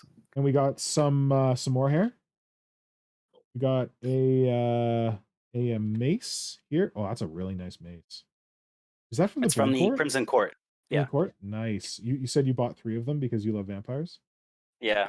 And I was like, oh, might as well give this mace away so I have a reason to buy another one. What's the strap? I can't see it. It's just a really thin piece of, looks like is it a bow? I don't know. We got a cool witch princess head. We got a quiver. And why is this camera so dark? 1 sec. Bear with. There we go. Oh yeah, that's a bow. That's a bow. Okay. It's from the old Fantasy Archers kit. And then we got Holy Lifton, the pièce de résistance. Look at this sneaky mofo. Oh, he's amazing. Wait, is that the cool rapier from the Blood Court? Yes. Oh man.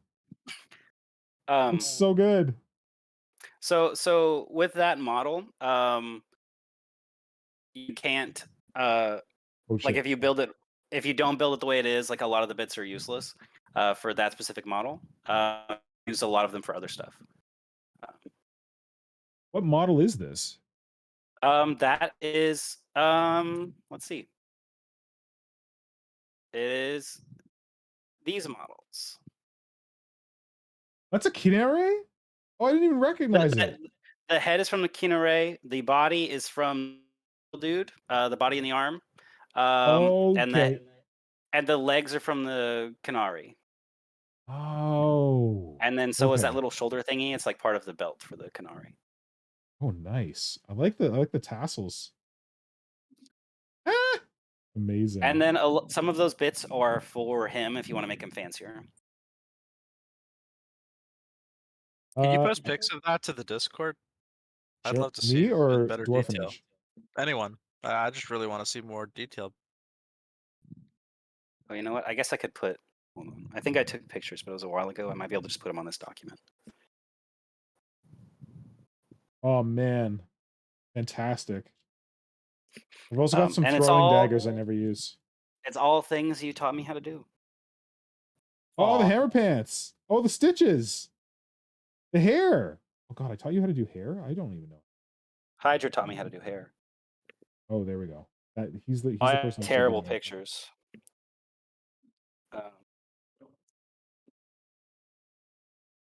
I will take some pictures. Cool. I got to make sure I don't. I'm break not a good photographer. Yeah, so I didn't know how you wanted to do the bases. Otherwise, I would have done the bases. Because I purposely made it so he could easily be bouncing off of something, like he's about to leap and strike. Yeah. You should be able to like glue him with both feet. Nice. Awesome. He's so cool. Thank you so much, man. No problem. I felt like, if you're gonna make everyone else's characters, someone should make yours. Oh, that's sweet. And I needed I something like to do. that. What's that? And I needed a fun project with a Well, I deadline. hope you had fun because he looks like fun. It was a lot of fun. It was a very nice project. And I think the hands from the snake archers from the witch elves. Ooh. Yeah, I think I'm gonna give him like a quiver because he's supposed to have a bow, and the quiver has one knife in it, which is good because apparently I have throwing daggers. And it's gonna go like right down here, over his tail, and then maybe I'm gonna take his bow from the. I like that it's from like the old Warhammer archers. That makes me appreciate it a lot more. And I'm gonna like wind some really fine copper wire around it as like a string, and stick it somewhere. Like you'd always like. So I pinned the hand, but you should be able to just pull it off with plot.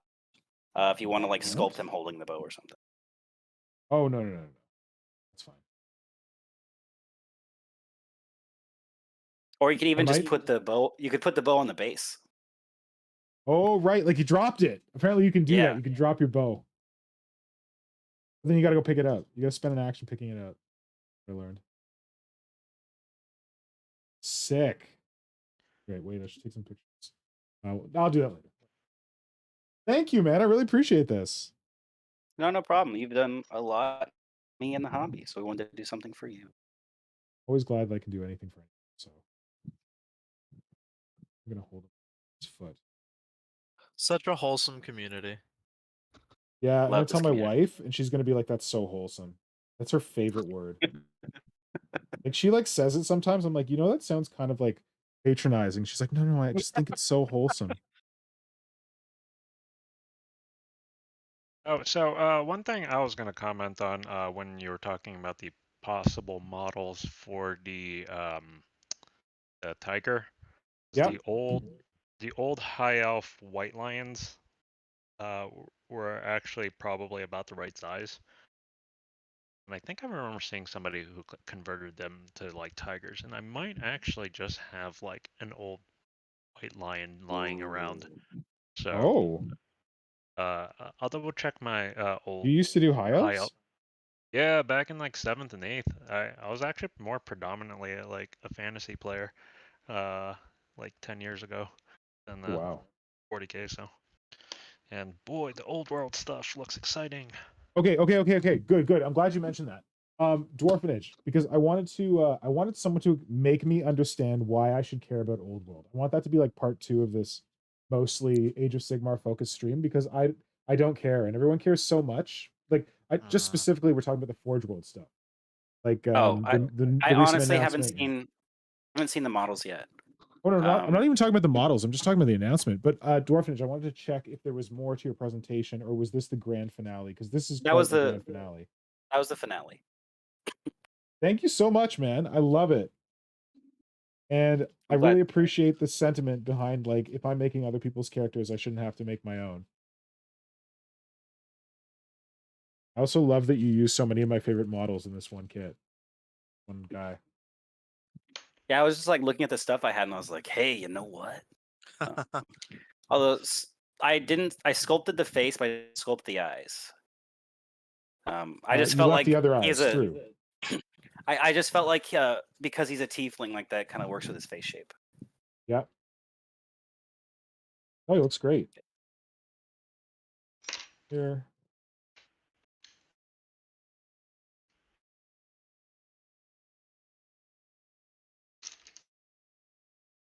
Yeah, so Forge World announced that so oh my, hold on a second. People have been excited about Old World for quite some time now. Forge World has been teasing Old World for quite some time, and they never really did anything. And now they're actually like making progress, and it sounds like what they're doing is they're taking the old Warhammer models and re-releasing some of them, and then also supplementing them with some new Forge World stuff. Is this correct? Are they saying Forge World? I didn't hear anything about Forge World. I hope they're not Forge Worlds because I won't buy them. I don't think they said anything about Forge World. No, okay. I think that Forge was World just is Flynn running speculating Forge World. I thought that I thought that the old world was a Forge World project. That was my understanding. Is that changed? I Nope, always thought it plastic. was regular GW plastic. It's Yeah, GW that- plastic. Yeah, that was my Uh, understanding as well. I thought they said that it was going to be a collection of resin, plastic, and maybe metal models. Did they say Well, that? all the two Forge World or the two Old World models they showed off were both plastic. Resin. The Bretonian and the They're both resin. Go back and read the they're article resin? again. They're resin. Are they really? The resin, yeah. Hmm. Because I remember oh wait. I don't. Hold on. I was watching Between the Bolts and me review these things. I thought that they said available in Forge World resin. But maybe I'm internalizing Between the Bolts and me being like, those look like they're resin. Because Yeah, I looked at them and they looked plastic. they look plastic to me. But hold on, I'm looking for the article where they showed them off. Racing. You know what's wrong with the Games Workshop website? If you search old and you search world, it Everything. gives you all the articles with old and world in them. Like Everything separately is old wrong and with the world. Games Workshop website. It's one of the most True. unintuitive, useless websites I've ever seen in my life. So the mobile website used to be decent, and now it's practically unusable. Let's see. Plastic, resin, and metal to make satisfyingly varied armies. They're both resin models. Okay, our first two models from Warhammer the Old World are Tomb King from Nehe. How do I do this, Dwarfanage? Hekara. Nehekara, and a Betronian Paladin. They're both resin models. Huh. And they're the first of many Okay. we'll see before the game is out. The new game will be released in Interesting. Citadel Plastic and Forge World Resin. Okay. Hmm. So it's I imagine it's probably going to be like, I'm betting it's going to be like Necromunda, where Forge World does all the characters and then GW does the armies, like does the units. That would be kind of annoying. So from what I understood, like from all the teasers and stuff they've been doing about it for years, is that it was going to be another miniature range and not like a Forge World range. But if they don't do that, then I probably won't be buying them. Whole range of resurrected and revitalized miniatures from prior editions of Warhammer Fantasy Battle in plastic, resin, and metal to make satisfying varied armies. Yeah, I bet. So like, I bet they're probably going to bring back like the big sneaky guys from they'll probably bring back basically the whole Tomb Kings range, except for maybe redoing like the skeletons and some of the older stuff, because like when they squatted the Tomb King stuff, most of the kits were not that old. Like the Necro Sphinx and the snake guys, I forget what they were called. Yeah. And the Ustabi were the best. Yeah. Yeah, the Ushabti are really nice. So from like all of the teasers and stuff they've been doing for like the last couple of years, it didn't sound like they were just going to be re-releasing old models, because they would have been able to do that by now. I think or it do changed. like I think they changed track. I think they were like, I honestly think this is my Flintfoil hat. Games Workshop was like, we're gonna do Warhammer Old World, and the community went, oh my god, we're so excited. Games Workshop's like, whoa, we didn't think they were gonna be this excited. And then something weird happened, and it got stalled for a long time, and they weren't sure if they were gonna do it. And then they were like, I don't know if we can afford this. Then COVID happened. They got a whole bunch of money from COVID. They're like, okay, we're doing Old World, especially because Horus Heresy is so popular. And then they were like, wait, how can we save money? And then they did both. Wait. What do you Okay, think? problems. So Problems. they this post-COVID, and they announced it on the back of the popularity of Total War Warhammer, which it's fair. It's partly responsible for a huge influx into the community. It's part of what got me into Warhammer. And so all of those fans want Warhammer Fantasy Battles models, and they're not. We're talking about not doing. They're not doing re-releases. They're doing a whole new range, and they've been releasing concept designs for the range that they partnered with CA, who makes Total War Warhammer, as like teasers and concept art to get these factions off the ground, like Kislev. Yeah. I think we would have a very different world. Like I wish we lived in the timeline where Total Warhammer came out before Age of Sigmar ruined fantasy. I wish we lived in that world. Like I can appreciate Age of Sigmar as like a weird own thing, but I don't really like a lot of parts about it. Like I don't listen to like the fluff and stuff because I love the models, though. it's super high fantasy. I like some of the models. Some of the ranges Models are are kind of cool. lackluster. Some of the range is cool. But the problem is they turned what was a very like kind of low-key dark fantasy world into like this super World of Warcraft fantasy where you're like traveling to different realms of magic and there's super golden lightning soldiers from space riding lightning cosmo dragons. And every third person is a god. Yes. Okay. Skaven are chaos now. God, And I only appreciate like 2 of the characters being gods. Would and they I be think the it only- vampires? like Nagash, I think it makes sense that he became a god because of like some of the stuff he was doing. I thought like he was even in already Old a World, god. like he became a god at the end of Old World. Yeah. And then like I really liked Archaon, who is the he's their version Chaos of dude. Horus, but he's not lame. He's won everything he's been in. He's unstoppable. He's a menace to society. I know him because he has a cool Spider-Man. dragon, and because I got a Games Day miniature of him once. Yeah. Yeah. Like I honestly think him on a horse is like a very cool model. You can't get Yeah, that that's a anymore. great one. And fluff for Warhammer Old Worlds was much more interesting, and it was less like World of Warcraft craziness, which like honestly no, I don't even think that's a good comparison because World of Warcraft is much more low key, until they get to like some of the newer stuff. Yeah. But The aesthetic is more World of Warcraft though. So yeah, did we talk about the Blood and Mud podcast on this stream or on one of our streams? Because someone recommended me the Blood and Mud podcast where they interviewed Rick Priestley. Oh, I think it was Marco. I think it was or someone. Hydra. Yeah, I think it was Hydra. So it's a really good podcast. I recommend it to you. The podcast is called Blood and Mud. And if you look up Blood and Mud and Rick Priestley on the internet, you're going to get the episode. But it's Rick Priestley talking about how they like started making Warhammer and like Jesus Christ, what were we talking about? Where was I going with this? What were you just saying, Dwarfanage? We were talking about Fluff fluff. The old world. or the gods. Oh, okay, I got it. Sorry. So he was talking about like Warhammer versus fantasy, and what he said or 40K versus fantasy, and what he said is one of the benefits of 40K that is a detriment to old world fantasy is that in 40K you can just invent a planet and you can just like destroy an invented planet, and there's no consequences. You can just make new things.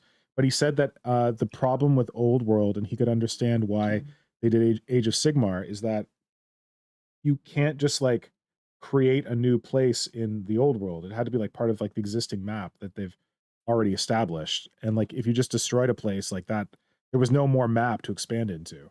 I think that's such a lazy excuse. Like I think that's Listen just to this really podcast. lazy. Games Workshop was a lazy company. Like I mean, he talks yeah. about that's fair. But I mean, Age of Sigmar to me was always very transparently, let's turn fantasy into 40K. Yeah. The fucking Sigmarines are just like, let's have Space Marines in fantasy. yeah, let's like have these iconic characters we can follow the narratives, and they're Yeah. just big heavy metal dudes because we know Space Marines sell. So fantasy Space Marines should also sell. They're kind of like Hey, nice. one of Space the other Marines. best parts of this podcast is that 40K almost didn't get made because Games Workshop said, and I quote, "Sci-fi doesn't sell, aliens don't sell." Mm-hmm. And That's then they hilarious. persevered, they did it, and now it sells way more than fantasy. Yep. So like the only thing about AOS being like all these crazy worlds and stuff is that I can really appreciate that they're able to just slap out factions, because they're able to do this in AOS that they don't do in 40K. Is they can just like every like year or two new faction, new miniature range, and it works and doesn't like clutter everything up. Whereas like 40K is kind of getting to this point now. I don't even follow the fluff, but it's like getting to this point in the fluff where like nothing has happened for 30 years. Something needs to happen. Something needs to change. Hey, there's big threats that never do anything. Exactly. There's a giant storm. There's a giant flood, high fleet. We'll see. My whole problem with like that explanation for why, Age of Sigmar happened was like, the thing is, Fantasy still had a lot of untapped resources in terms of models. Like we never got to see anything from like the Nippon region, or like we never got to see Kislev. We never got to see Cathay. yeah, like there was a ton of factions that were introduced in the lore that we never got to see, or shit range refreshes they could have done that they never did. And it's just they just got lazy and they were like, oh well, let's just make fantasy more like 40K. It was probably a sales And decision. This is what I've learned. Like the oh, sales absolutely. guys have a lot of sway. So I think there was a multi-part reason for this. Fantasy Battles was not selling as well as 40K, like by a long shot. Like it was not doing well. Like a lot of like diehards were playing it, but it was having a really hard time getting new people, and the rules were very complicated. They needed to completely relaunch. They had naturally worked a conclusion for the storyline, which I really appreciated, that they were able to wrap up everything, and which kind of gives AOS more weight, because it's like, you know, in 40 they've been at war for like however long. This has been going on for 30 years. Whereas like in fantasy, it's like, yeah, they lost and now they're picking up the pieces and they're kind of doing well. And now they're losing again, which I can kind of appreciate. And then some of the fluff, like the fluff is like a lot. It's really dense, and some of it's like kind of but it's unique. Their fluff is very unique compared to other stuff I've read. Yeah. I think the other thing that kind of pisses me off about Age of Sigmar is the it was, you know, we talked about how it was a sales decision. Elves, Oryx, Trogoths.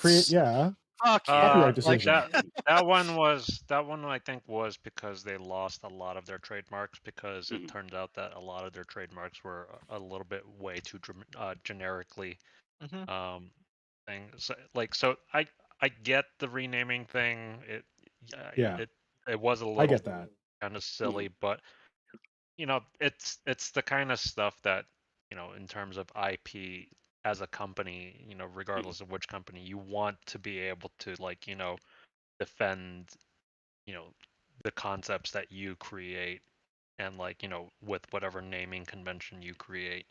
And they're never gonna get to keep that with like elves. Yeah. Well, that's why Eldar are called Eldari now, because they just ripped Eldar off of Tolkien. Yep. Yep.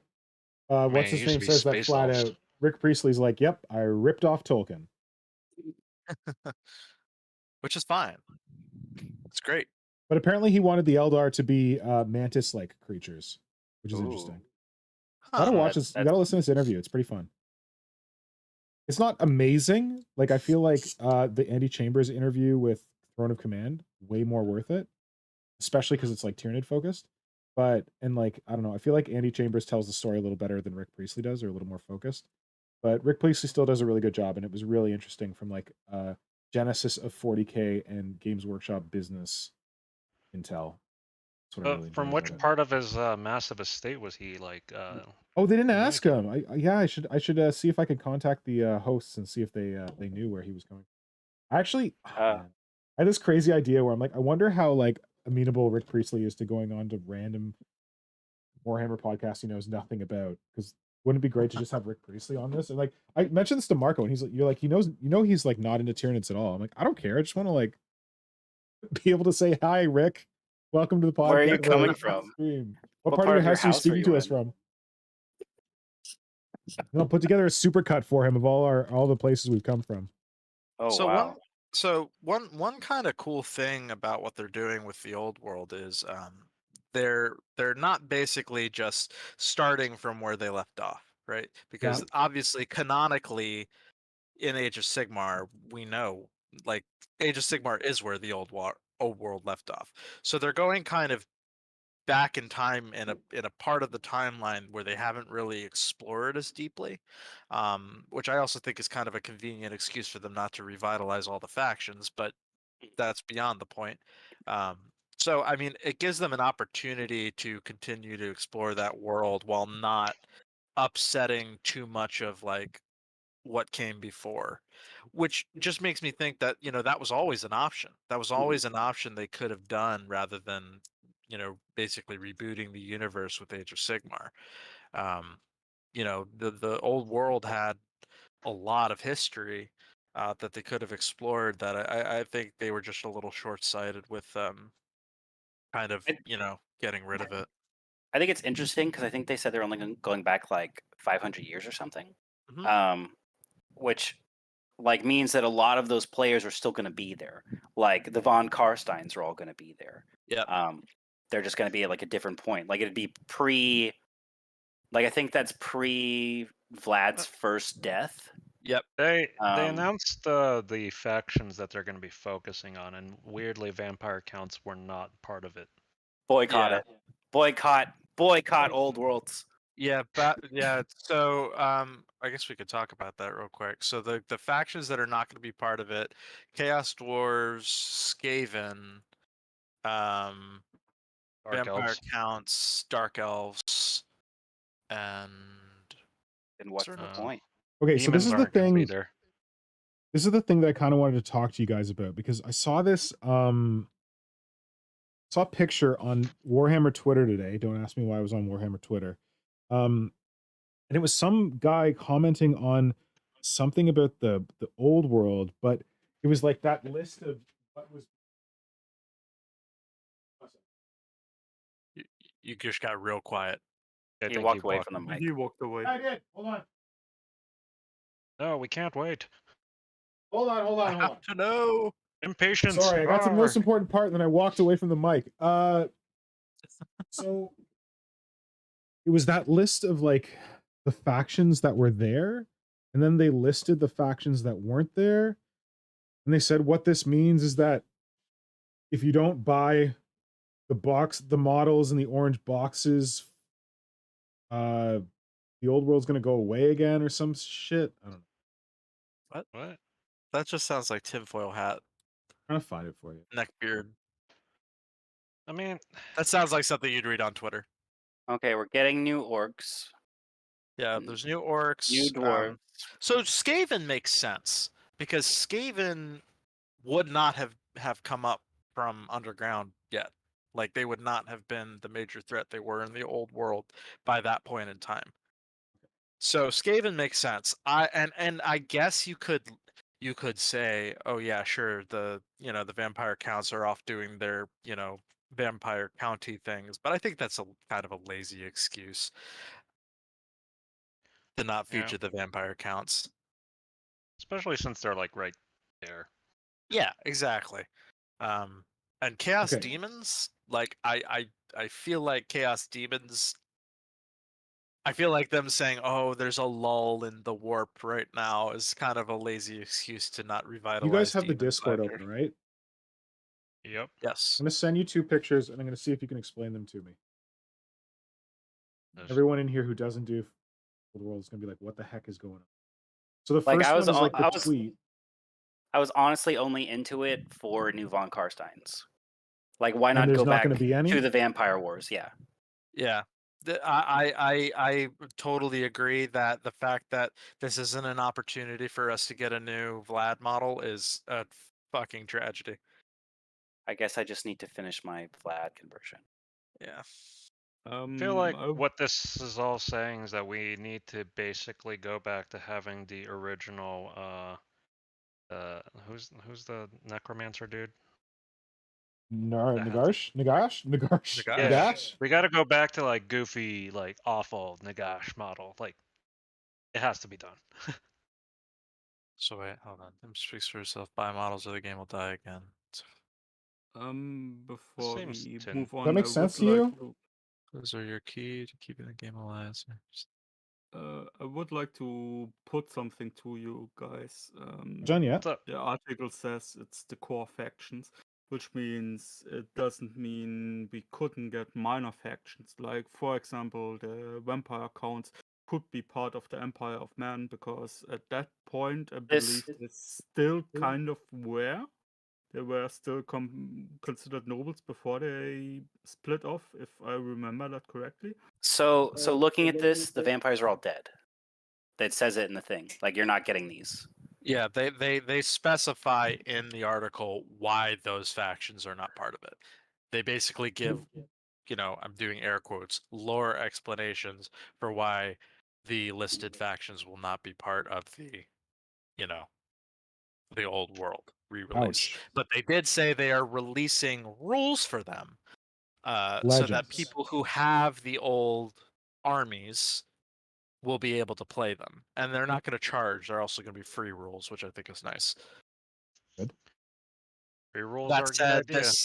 that said, this Twitter post strikes me as Blurg, Games Workshop, bad company. I have to not be able to play my old armies. You have to buy the new armies unless you want the game to die. Boo, GW. Like, yeah, this just seems. Well, but a isn't little that the whole neckbeardy. thing? Like, isn't there a kernel of truth to that Age of Sigmar went away because it wasn't selling enough? Sorry, fuck, whoops. I don't know anything about this topic.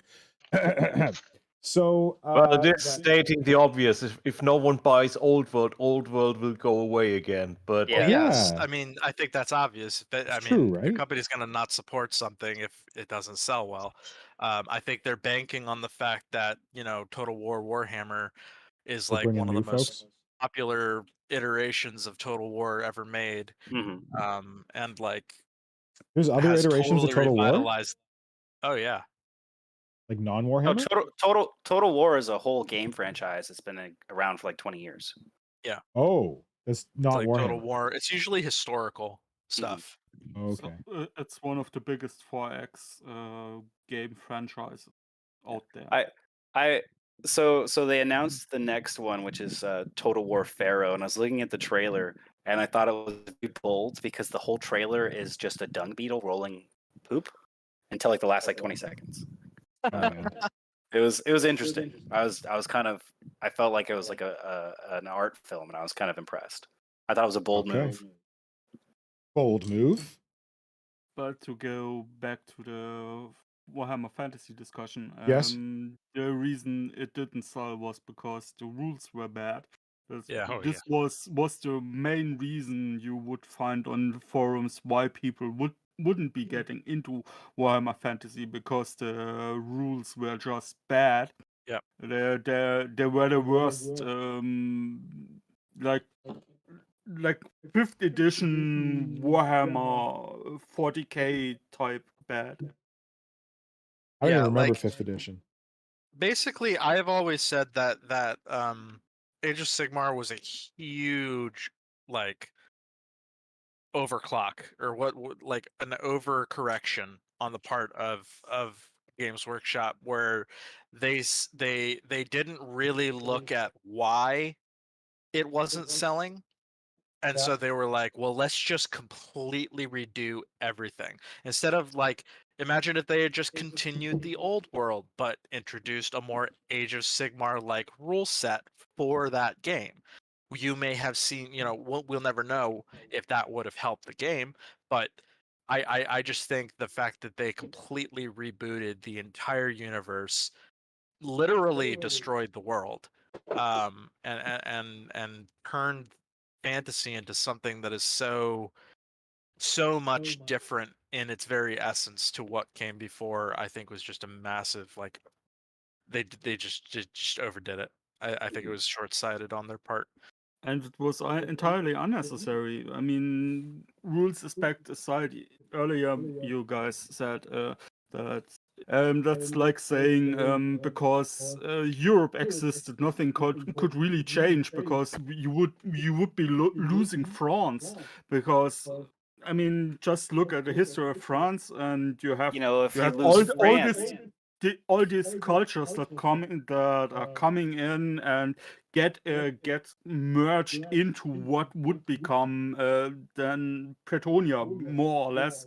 And you could be having situations where Kislev gets overrun, and you have the whole Kislevs escaping into the Empire of Man, and you could be creating new factions easily that way. You don't need to destroy an entire world just to have new factions. You could even drive out the entire human race from the what was it called, middle Old World? the, Or, the I think it empire. was just called the Old World. Yeah, I mean, if you go south, you have the Japanese culture and the Arabian cultures and stuff like that. You could overrun the old empire, have those go as refugees to other human factions, and you could revive, Yeah, you're meld, right. and amalgam those factions into new factions, which are then staging Game of Thrones like Khaleesi is coming back, and they're coming back into the old world and taking back their old heritage, and you can have these back and forth. It's the same thing with 40k, where they say it's all stagnant. It's stagnant because nobody wants to see the Space Marines overrun. They have the McGrag planet, which is like the hard fixture because someone at Games Workshop can't stand that the poster boys get annihilated and have to be the underdogs for a couple editions. Tell us how you really feel, Kajan. Yeah, I mean, it bothers me with when the argument for destroying something is that you don't have the opportunity to change or to evolve it. I mean, you can change and you can move on in the fantasy without. I mean, even if Terra would be overrun, why not? Why not have a Yeah. situation where they have to relocate the emperor?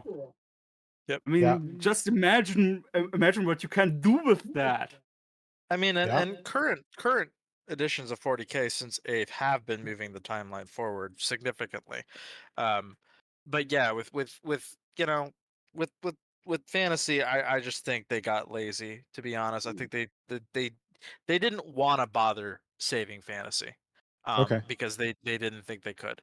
And then lo and behold, you have unrelated video game company create these fantastic video games based on this brilliant world that you guys threw away, and all of a sudden you have this Do you think they massive did it because they resurgence. threw it away, or had Total War Warhammer come out So- before?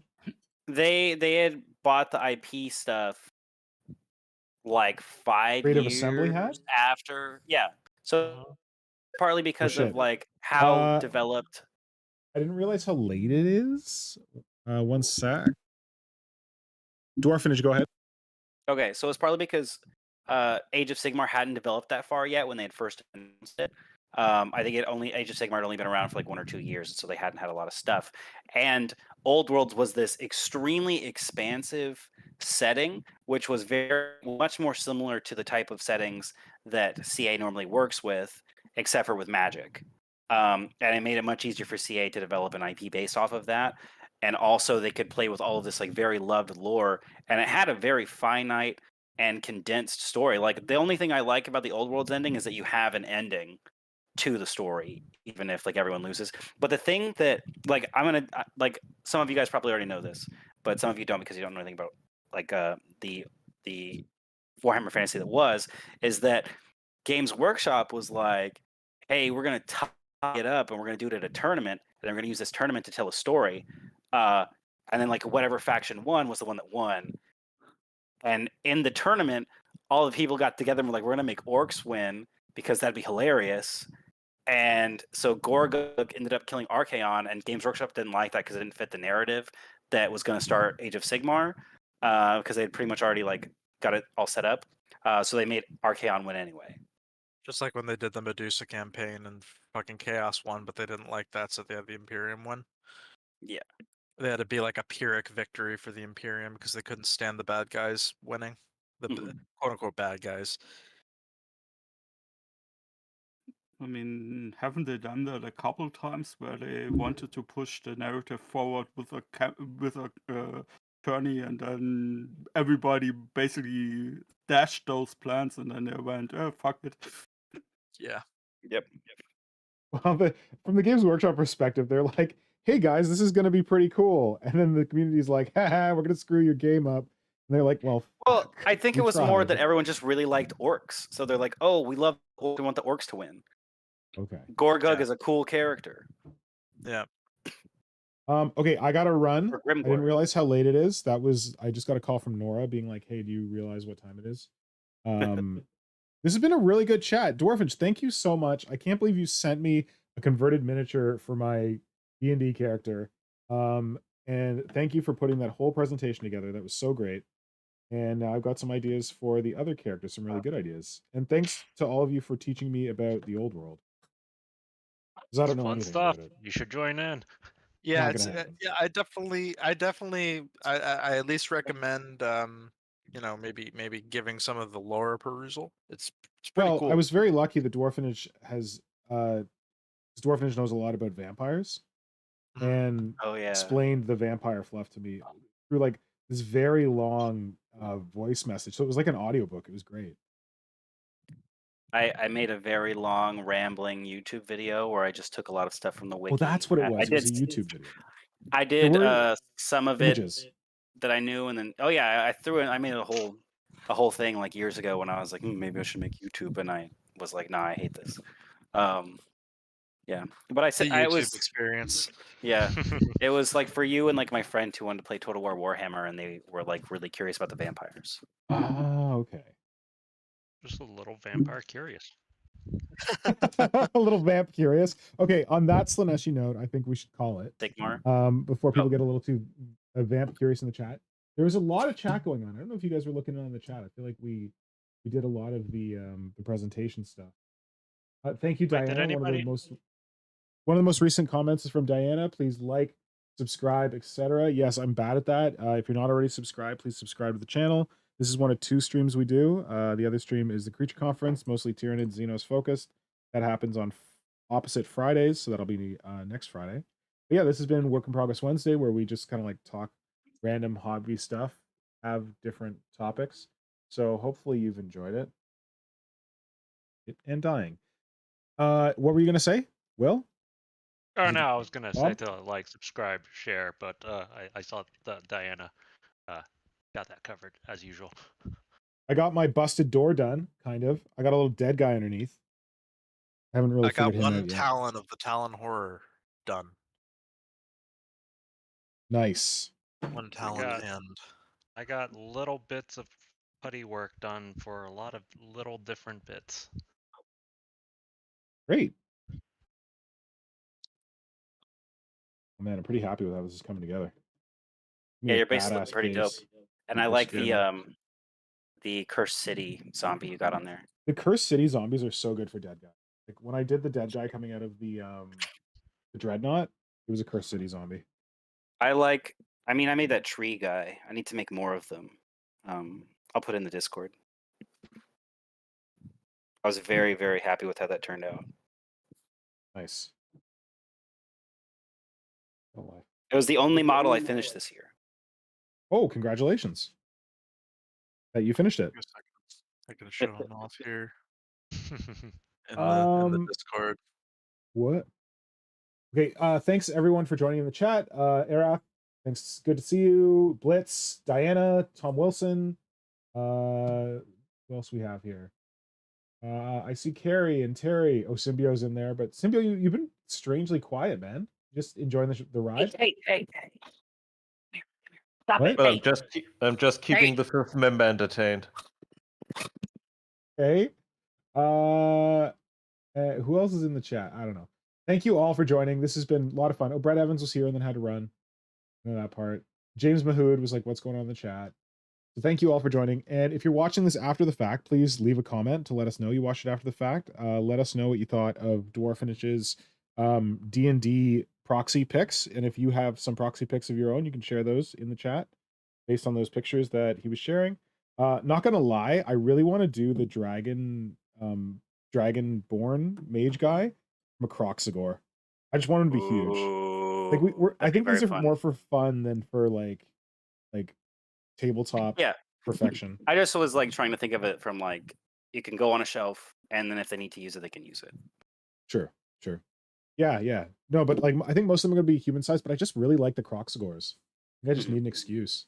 Slash the new yeah, but if you want to use them in play, they need to be conforming to the rules of the tactical element of So they play over Roll20, so I think it We was do. more he just wanted to Oh, send them as a okay. gift. Exactly. Um, Exactly. If that's the case, then never mind. Yeah. Yeah. We Uh, well, sometimes we play in person, but mostly it's through Roll20. So exactly as Dwarfanage said.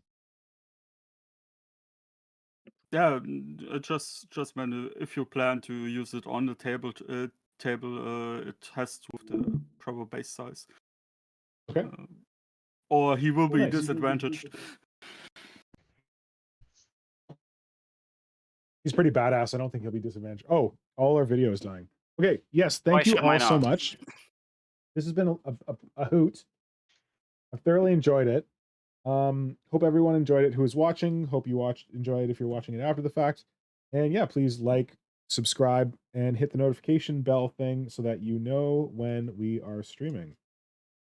And we will see you next time. Bye. Good night, everyone.